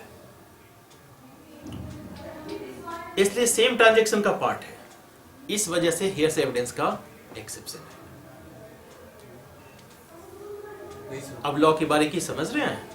नहीं सर, मतलब कि हाँ, नहीं समझ। here's evidence must exception not be admitted, general rule है। इस एपिसोड में उसको हम इजाजत इस वजह से नहीं दिए कि here's evidence है, इसलिए कि उसको उस व्यक्ति ने क्या बताया, क्योंकि क्या कहे थे कि मृत्यु के जस्ट पहले या जस्ट बाद कारण का संबंध बताया जा रहा है। इस कारण से सेक्शन जो कुछ भी कहा, जो कुछ भी सुना गया, जो कुछ भी देखा गया, वो सब का सब सेम ट्रांजैक्शन का पार्ट है। इस वजह से इजाजत दी है। उसमें क्यों नहीं दिया? किसमें? उसने कहाँ बताया? उसने कहा था देखिए वेडिंग फिल्म ने मेरे साथ क्या किया। उसने कहा कि वेडिंग फिल्म ने मेरा गला रेत दिया। इसमें बोले चढ़ा के। हाँ ठीक है। घटना के संबंध में बताया। समझ रहे हैं? Yes yes. बारीकियों को ध्यान से। ओके,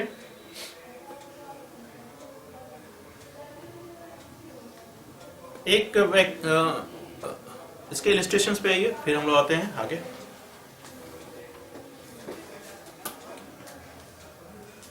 फर्स्ट इलस्ट्रेशन देखिए, as accused of the murder of B by beating him, whatever was said or done by A or B or the bystanders at the beating, also shortly before or after it as the form part of the transaction is a relevant fact. हम उसी की बात कर रहे हैं जो आपको illustration देख रहे हैं। एक व्यक्ति कौन कौन दे सकता है, देखिए गौर से। जो मार रहा है, मार खा रहा है, और जो देख रहा है। यस, इसके बारे में कहाँ लिखा हो? By the standards. By standards जो खड़े हैं, उन लोगों ने जो कुछ भी देखा सुना, उन सबका साथ दिया जा सकता है। आपसे जो एग्जाम्स में पूछा जाता है वो है इलस्ट्रेशन भी।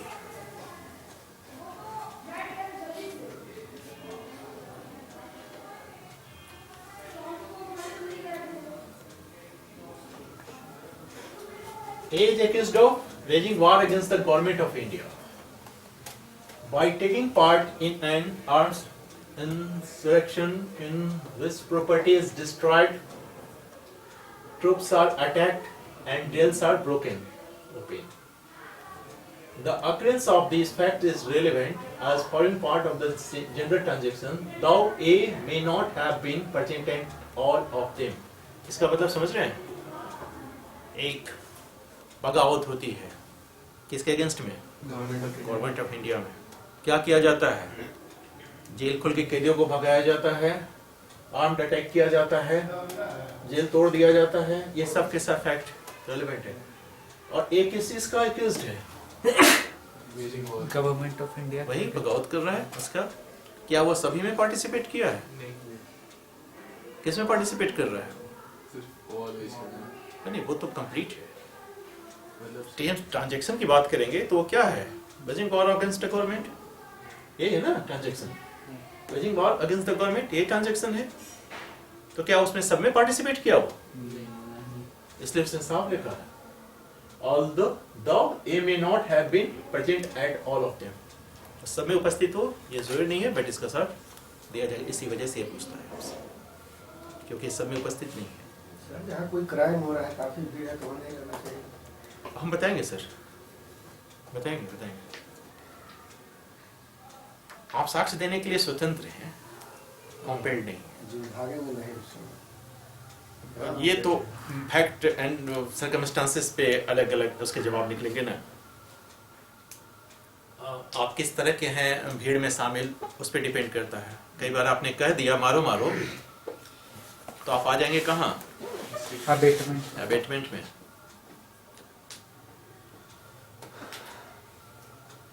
ये समझ रहे हैं? Third, A to B for a libel contained in a letter forming part of the correspondence. किसी ने किसी की क्या की है? मानहानि की है। और वो किस चीज में है? एक लेटर के फॉर्म में है। एक लेटर में हमने गाली लिखा है, ओके? उससे पहले भी correspondence हुआ होगा, उसके बाद भी correspondence होगा, बीच वाले में हमने गाली लिख रखा है। तो गाली का कारण कहाँ पता चलेगा? मतलब गाली या मानहानि जो भी है, कहाँ पता चलेगा? एक में तो पता चल रहा है, और उसके तुरंत बाद, तुरंत पहले अगर कोई लेटर कॉरस्पॉन्डेंस हुआ है, वो सब के सब लेटर जो हैं रेलेवेंट फैक्ट हैं। फिर वही बात, no they do not contain the label itself, भले ही उसमें वो मानहानिकारक फैक्ट नहीं हो। कारण, आप कहानी की विश्वसनीयता पे कब तक पहुंचेंगे? जब तक कि आपको सीरीज ऑफ ट्रांजैक्शन का पता न चले। आपने कहा कि मैं आपकी बहन से शादी करना चाहता हूँ, पहला लेटर, तरह से जवाब था और इतनी औकात। तो अब ये क्या हुआ? ये बीच वाला ट्रांजैक्शन लेवल, बाद वाला ट्रांजैक्शन सॉरी बाद में हमें पता चला क्या बचा था। तो ये सब चीजें क्या है? हालांकि फर्स्ट वाले में नहीं था, लास्ट वाले लेटर में नहीं था, बीच वाले में था, लेकिन ये सब के सब किस ट्रांजैक्शन की बात कर रहे हैं? उस मानहानि करके, इसलिए ये सब के सब रेलेवेंट। ठीक है, अब ये कह रहा है कि the question is whether certain goods ordered from B were delivered to A. प्रश्न क्या है? ए को सामान मिला कि नहीं बी के द्वारा? ये प्रश्न है ना। तो अगर कोई सामान मान लीजिए मुंबई से मंगाते हैं, आपके पास आता है, तो कितने चैनल से होके आएगा? अब मान लीजिए जिससे भी आप मंगाते हो, अमेजन से, फ्लिपकार्ट से, कहीं से भी, तो डिफरेंट चैनल से होके आता है। अल्टीमेटली आपके पास आया या ना आया, अगर ये क्वेश्चन है, तो ये जितने चैनल से होके गुजरा है, ये रेलेवेंट है? यस। क्यों? चलेगा तब तो आएगा। ये मतलब अगर नहीं मिला है तो घटना के पहले की बात है। कितने पहले की बात? हमने क्या कहा है? इसका जो लास्ट वो आपका ये जो सेक्शन है, ये किसकी बात कर रहा है? Whether they occurred at the same time and place or At different times and places. or different times of places. इससे कोई मतलब नहीं है। आप एक युद्ध के लिए व्यक्ति इकट्ठा करते हैं कलकत्ता में, बम बनाते हैं पटना में, फोड़ते हैं पाकिस्तान में, तो ये सब क्या है? Part forming the same transaction. हालांकि वो कहाँ कहाँ घटा? Kolkata, Patna, Pakistan. Pakistan.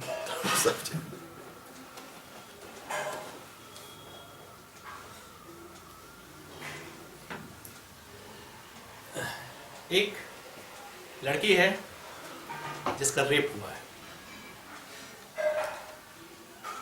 Accused भाग जाता है, लड़की घर आती है, अपनी माँ को घटना के बारे में बताती है।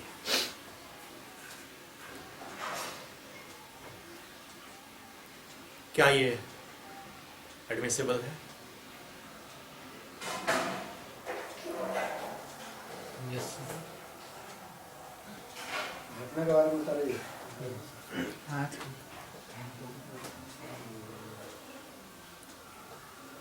Part of the same transaction है सारी घटनाएं, क्योंकि सेक्शन 4 में आने के लिए क्या जरूरी है?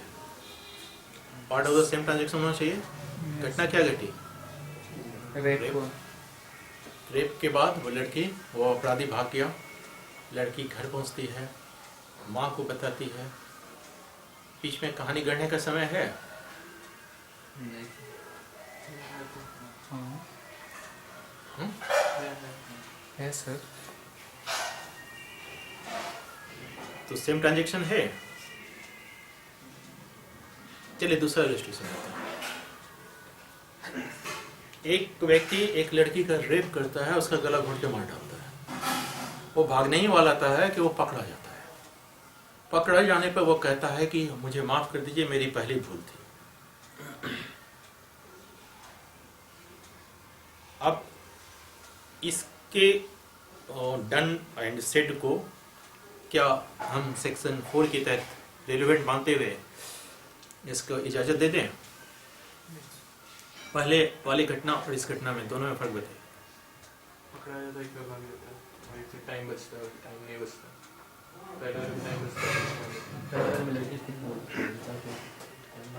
है। समझ रहे हैं क्या होना चाहिए?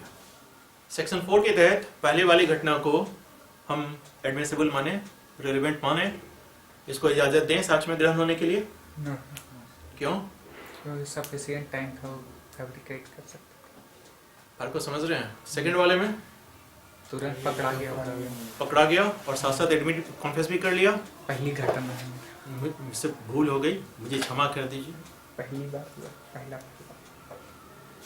तो ऐसी स्थिति में आप समझ रहे हैं कैसे आपको डिफरेंशिएट करना है? यस। एक व्यक्ति है जो पूरी घटना को देख रहा है, किसी की पिटाई हो रही है, मर रहा है, कोई हो रहा है, समझ लीजिए पहला वाला एपिसोड है, कोई पीट रहा है, मार रहा है, और साथ साथ वो बोल भी रहा है छोड़ दो यार, क्यों मार रहे हो। और उसके बाद उसकी मृत्यु जब हो जाती है तो आस पड़ोस के जब लोग आते हैं तो उसको वो बताता है कि ऐसी ऐसी घटनाएं घटी। वही व्यक्ति उठ के थाना जाता है थोड़ी देर बाद और जाके FIR लॉन्च कराता है। FIR एविडेंस है? नो सर, लेकिन FIR में कही गई सारी बातें रेस जस्टे हैं, सेक्शन 4 के कंटेंट्स को पूरा करती है।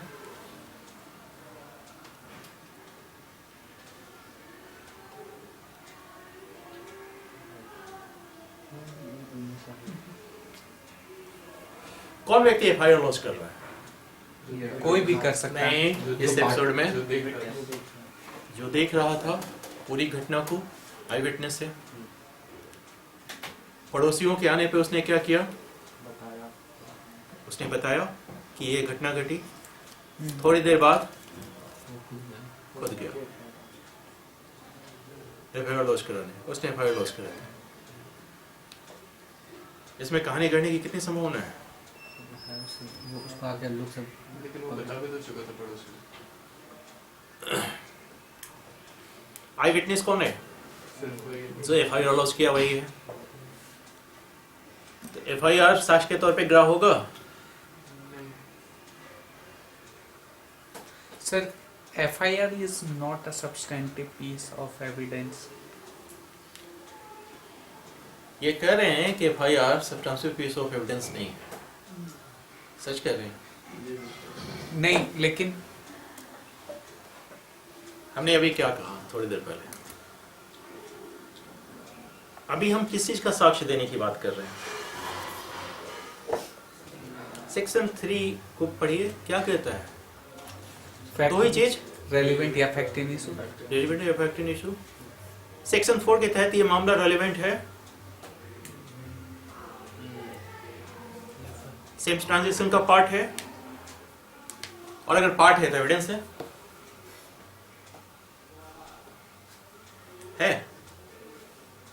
कितना कंफ्यूजन क्यों है? सेम ट्रांजैक्शन का पार्ट तो नहीं है, क्यों?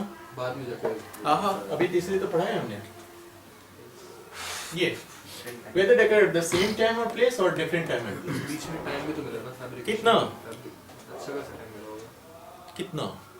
अभी अभी आपने ही जवाब दिया है, इससे पहले वो सारी घटना पड़ोसियों को बता दिया। जिस वक्त वो बता रहा था पड़ोसियों को, क्या उसके दिमाग में वो सब बातें चल रही थी कि कोई स्टोरी कर दे? क्योंकि स्पॉन्टेनियस हो रहा था उसके साथ जो कुछ उससे अलग फिर जाके लिखाएगा वहाँ FIR दूसरा फिर तो है ही साक्षी। हाँ बाकी लोग हैं, इसलिए बोल रहे हैं कि अगर उसने सिर्फ जाके, इसलिए अगर वो जो आप टाइम को पकड़ के कह रहे हैं कि इररिलेवेंट हो जाएगा, तो यहाँ टाइम इमैटेरियल है, ये एविडेंस हो जाएगा। अब दूसरा सवाल, एविडेंस FIR क्या एविडेंस है? सर जनरल रूल ये कहता है कि FIR is not a substantive piece of क्या मतलब है सब्सटेंटिव पीस ऑफ एविडेंस का?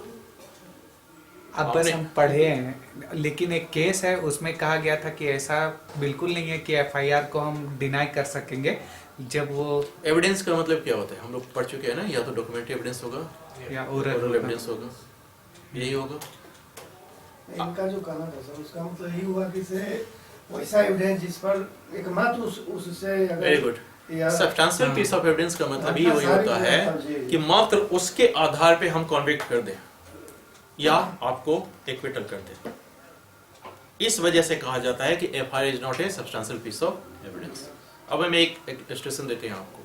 आप FIR में हम उस व्यक्ति का नाम है और FIR के बाद जो चार्जशीट सबमिट हुई उसमें उस व्यक्ति का नाम नहीं है, तो उस व्यक्ति को समन करने के लिए जब हम समन करते हैं तो FIR एविडेंस है।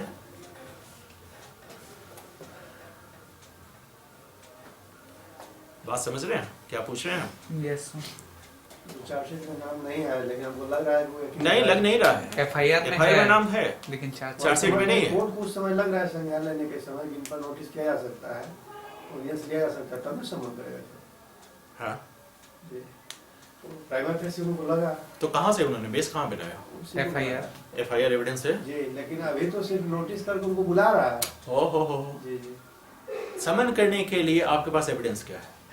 वही है सर FIR तो FIR एविडेंस है। सर, बिल्कुल है, लेकिन उस पर सजा नहीं दी जा सकती। ओहो, हम उस पे हाँ जाएंगे। हाँ, एविडेंस है सर। हमने पहला सवाल आपसे क्या पूछा? FIR एविडेंस है? Yes sir. जवाब था FIR substantial piece of evidence नहीं। नहीं है। नहीं सब्सटेंशियल पीस ऑफ एविडेंस का मतलब यह है कि मात्र उसी साक्ष्य पे हम कॉन्विक्ट या एक्विट करते हैं, उस आधार पे नहीं कर सकते हैं क्योंकि उस पर ट्रायल चलती है, इसलिए सब्सटेंशियल पीस ऑफ एविडेंस नहीं है। तब इसका इस्तेमाल क्या करेंगे? जिसने FIR लॉन्च कराई है उसके कथनों को या तो काटेंगे या उसका समर्थन करेंगे, ये करेंगे, या फिर अभियोजन की कहानी की सत्यता को परखने के लिए प्रोसिक्यूशन जो स्टोरी लाया है उसमें हम FIR से देखेंगे कि वो सत्य है कि असत्य है। और कंट्राडिक्शन के लिए सर। हाँ, ये बिल्कुल कोरिलेट और कॉन्ट्राडिक्ट किसके लिए जो FIR करता है उसके लिए वो उसका इस्तेमाल करते हैं। और एविडेंस कब? जब हम समन कर रहे हैं उस व्यक्ति को जिसका FIR में तो नाम है बट चार्जशीट में यानी पुलिस रिपोर्ट में नाम नहीं है, तो वैसी स्थिति में जब हम समन करेंगे तो किस साक्ष्य के आधार पे? FIR FIR के, यानी कि FIR। कंक्लूजन क्या निकला? FIR एविडेंस है but conclusive substantial piece of evidence नहीं है। एविडेंस और सब्सटेंशियल पीस ऑफ एविडेंस दोनों अलग अलग चीजें हैं। सब्सटेंशियल पीस ऑफ एविडेंस उसको कहते हैं जो अपने आप में इतना पर्याप्त है कि किसी व्यक्ति को हम एक्विट या किसी व्यक्ति को हम कॉन्विक्ट कर सकें। समझ गया?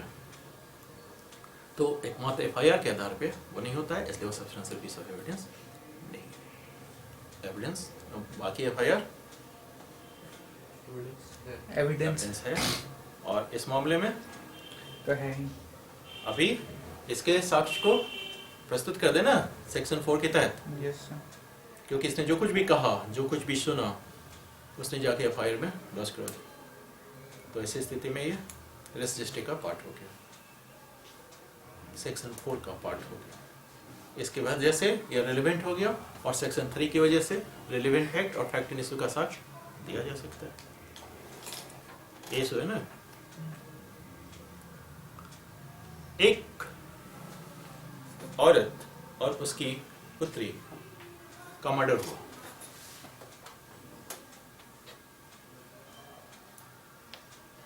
और उसके हस्बैंड ने इसका मर्डर किया।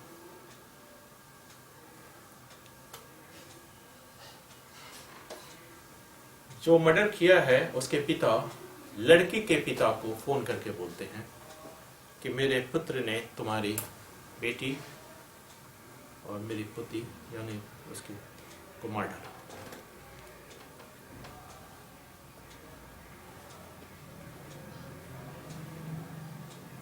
ये डन और सेट जो है फोन पे हो रहा है, और ये नहीं कहीं जिक्र है कि कब फोन किया गया, घटना के कितने देर बाद।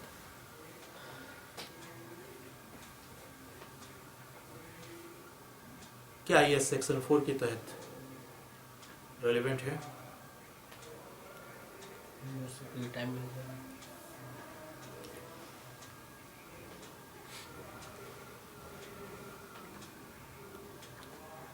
रेलेवेंट है या नहीं है? कारण बताइए।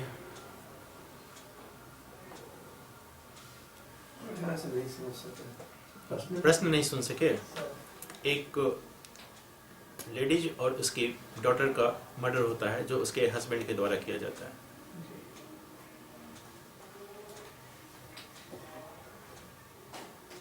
लड़की के बायोलॉजी यानी उसके ससुर लड़की के पिता को फोन करके बोलते हैं कि मेरे बेटे ने मेरी बहू और मेरी पोती की हत्या कर दी है। ये स्टेटमेंट है जिसमें कौन व्यक्ति फंस रहा है? उसी का बेटा। उसी का बेटा। और किस ट्रांजेक्शन के बारे में बताया जा रहा है? मैटर किसका? उसकी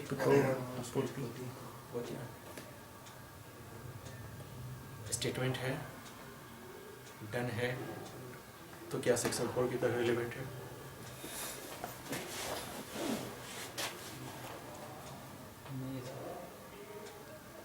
नहीं है। क्यों? सभी के कर सकते हैं सर, टाइम है तो। क्योंकि इसमें देखिए इन्होंने ठीक कहा कि ये नहीं है। इसका कारण है कि समय नहीं पता है कि जैसे ही मर्डर हुए, हमने अभी क्या कहा कि उन लोगों के द्वारा, कौन लोग, whether they are occurred at the same time, मतलब ये क्या है, इसको समझिए, किसके द्वारा ये सब घटनाएं बताई जा रही है। एक तो वो जो पिटा रहा है, यानी क्या चीज का रेलिवेंसी होता, उसकी पत्नी की चीख, उसके डॉटर की चीख, मतलब ये सब चीजें। ये कौन बता रहा है? क्या इस बात का गारंटी है कि वो आई विटनेस है, उसने ये घटना देखी है? ये स्टेटमेंट है।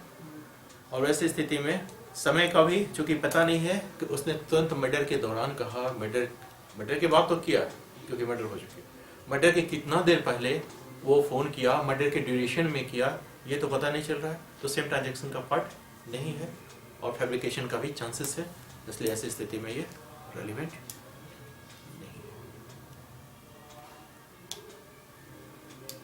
यहां तक समझ गए? एक हस्बैंड अपनी वाइफ से कह के जाता है कि मैं शाम में घर लौटूंगा, तुम्हारे साथ बैठ के खाना खाऊंगा, अच्छे से खाना बना के रखना, जो भी इसको पसंद का चीज हो। और ऑफिस में बुलेट शॉट से वो मारा जाता है। गन उसी की थी और उससे उसकी मृत्यु हो जाती है। क्या होना चाहिए?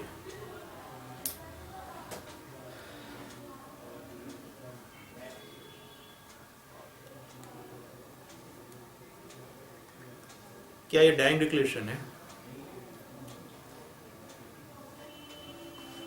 क्या ये सेक्शन 4 के तहत रिलेवेंट है?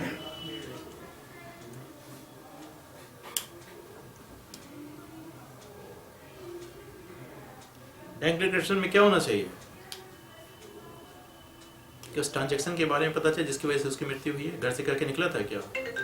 ऐसा कोई फैक्ट बताया था उसने? नहीं।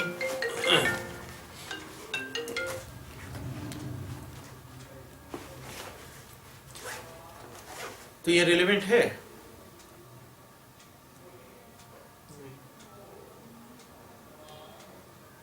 कहानी पूरी क्या है? उस व्यक्ति के ब्लड शॉट से मृत्यु हो जाती है। क्या प्रिजम्पशन होगा? वह व्यक्ति ने सुसाइड कर ली, हो सकता है ना, क्योंकि गन उसकी है, किसी ने मारा नहीं है उसको। हो सकता है एक्सीडेंट में गन साफ कर रहा हो, उसी से गोली लग गई हो।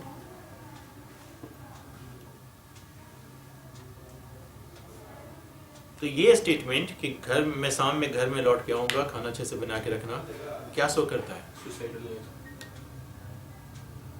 कि वो इंटेंशन उसका सुसाइडल, कि वो तो लौट के आने की बात कर रहा है।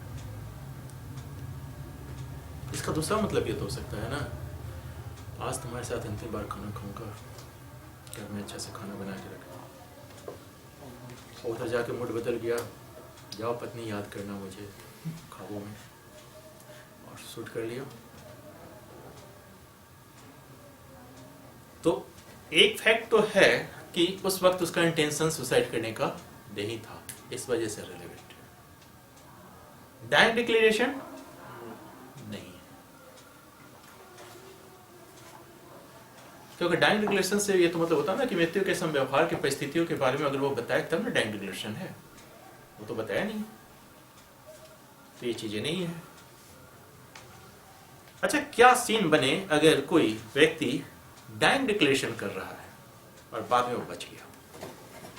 उसको ऐसा माना ही नहीं है, मृत्यु निश्चित होना चाहिए, होना चाहिए। ये और मृत्यु नहीं हुई, वो बच गया, ये तो उसका वो स्टेटमेंट स्टेटमेंट रिलेवेंट होगा?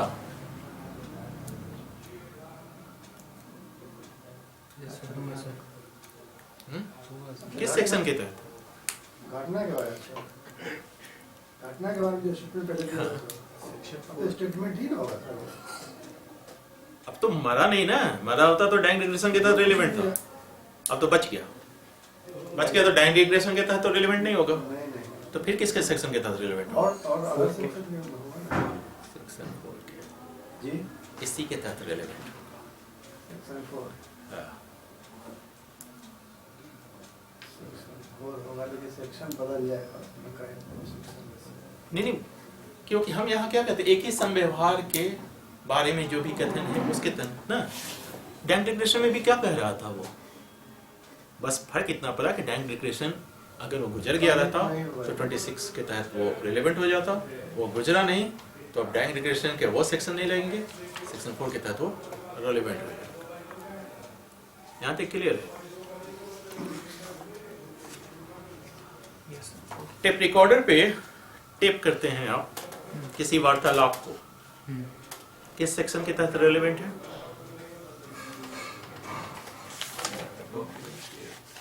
डॉक्यूमेंट्री एविडेंस, डिजिटल एविडेंस, ये सब नहीं पूछ रहे हैं, हम पूछ रहे हैं सेक्शन किस, ये टेप रिकॉर्डर पे टेप करना किस सेक्शन के तहत रेलेवेंट है?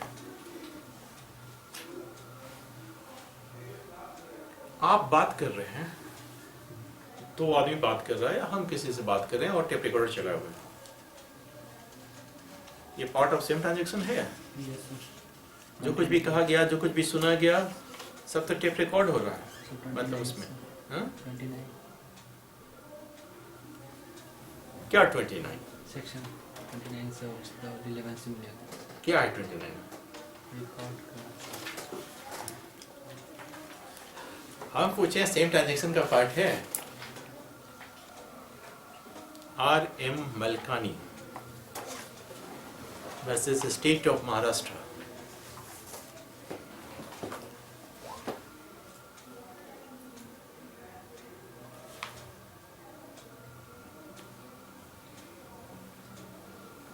उसमें ये डिसाइडेड हुआ था कि टेप रिकॉर्डर पे किया गया था, एक ही संव्यवहार के भाग होने के कारण सुसंगत है। सेम ट्रांजैक्शन की बात कहाँ आती है, किस सेक्शन में? 4 में।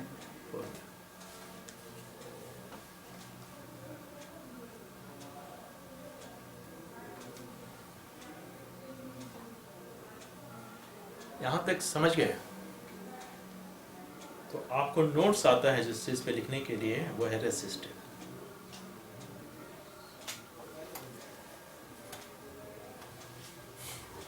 क्या है रेसिस्टिव? हमने क्या बताया कि एक लैटिन वर्ड है जिसका मतलब होता है थैंक्स, Said. डन और said in A course of a transaction. हमारे पूरे भारतीय साक्ष्य अधिनियम 2023 में कहीं रजिस्ट्री शब्द का इस्तेमाल किया गया है? No, sir. यह कॉन्सेप्ट कहाँ का है? English law. इंग्लिश लॉ का है। इंग्लिश लॉ के प्रसिद्ध विद्वान हैं एक बिग मोर। Big. बिग मोर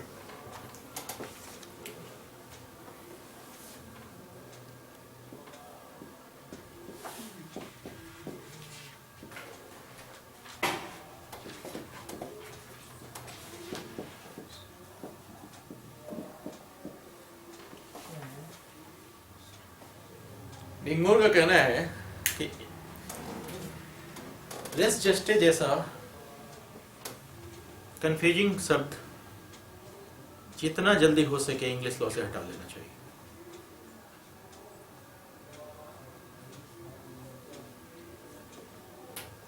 और प्रोफेसर स्टोन का कहना है कि इतना कंफ्यूजिंग है कि प्रत्येक मामले में बहुत असमंजस पैदा करता है। दोनों किस चीज के बारे में बात कर रहे हैं? यह शब्द बहुत कंफ्यूजिंग है। रेसिस्टिव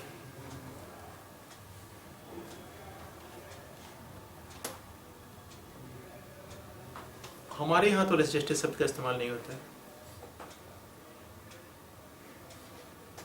कई बार आप लोग जो नोट्स लिखते हैं उसमें सेक्शन 4 को ही रेसिस्टिव कह देते हैं। ये गलत कॉन्सेप्ट है।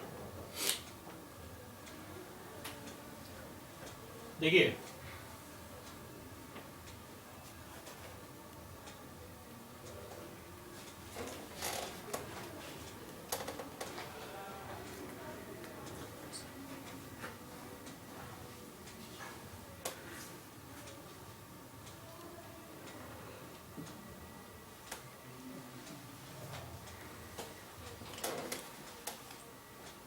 सेक्शन 5 किस चीज के बारे में है?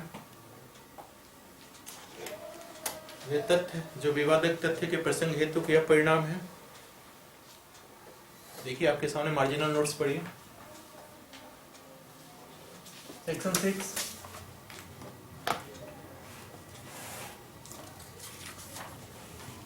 हेतु तैयारी पूर्व या पश्चात का आश्रम। सेक्शन 7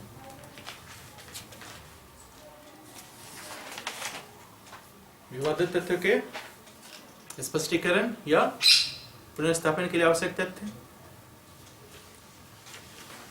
सेक्शन 8 क्या है? Things said or done by conspirator in reference to common design. Section 12 शरीर की दशा या शारीरिक संवेदना का अस्तित्व दर्शित करने वाले तथ्य।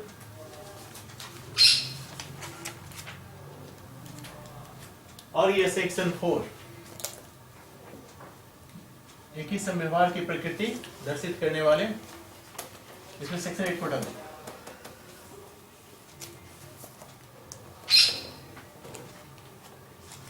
तो कितने सेक्शंस की बात कर रहे हैं? 4 5 4 5 6 7 12। जब ये सभी सेक्शंस की बात करेंगे तो रेजिस्टिव फॉर्म करेंगे।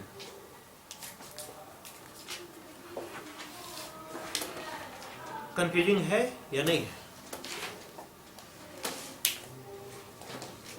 प्रोफेसर विगमोर कहते हैं कि इस टर्मिनोलॉजी को जितना जल्दी हो सके इंग्लिश लॉ से हटा दिया जाए। प्रोफेसर स्टोन कहते हैं कि इसके जैसा मतलब कॉम्प्लेक्स और कंफ्यूजिंग क्रिएट करने वाला कोई शब्द ही नहीं है। ये सारा सेक्शन मेरे सब ज्यादा एडजस्ट है। हाँ नहीं, रेस जस्टे में ये सारे सेक्शन का समावेश है। तो आप कैसे कहेंगे कि सेक्शन 6 की बात हो रही है कि सेक्शन 5 की बात हो रही है कि सेक्शन 12 की बात हो रही है? जब हम रेस जस्टे शब्द का इस्तेमाल करेंगे तो कैसे पता चलेगा कि किसकी बात हो रही है?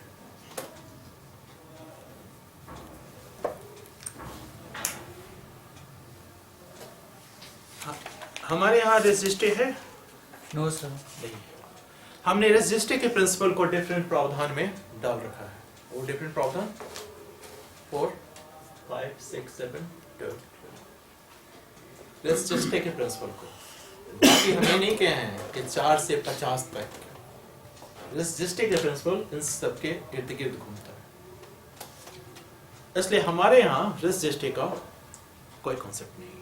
ये इंग्लिश और अमेरिकन लॉ का कॉन्सेप्ट है। और जैसे कि चर्चा हो रही थी कि जो लॉजिकल एडमिसिबिलिटी होती है उसके कंसर्निंग हम उसको वहाँ तय करते हैं। सवाल ये उठता है कि रेजिस्टे अगर इतना कंफ्यूजिंग ही है तो किस लिए वहाँ इस्तेमाल होता है और हमारे यहाँ क्या फ़र्क है? वहाँ इसलिए इस्तेमाल होता है कि वहाँ जब हम रेजिस्टे की बात करते हैं तो जो फैक्ट्स एंड इशू है उसके एक्सप्लेनेशन के तौर पे इस्तेमाल करते हैं। और अपने यहाँ किया हुआ है एक्सप्लेनेशन नहीं, दो बातें हैं। एक्सप्लेन करना तथ्य को और उस एक्सप्लेन्ड तथ्य के आधार पे किसी निष्कर्ष पे पहुंचना, दोनों एक चीज है या अलग अलग?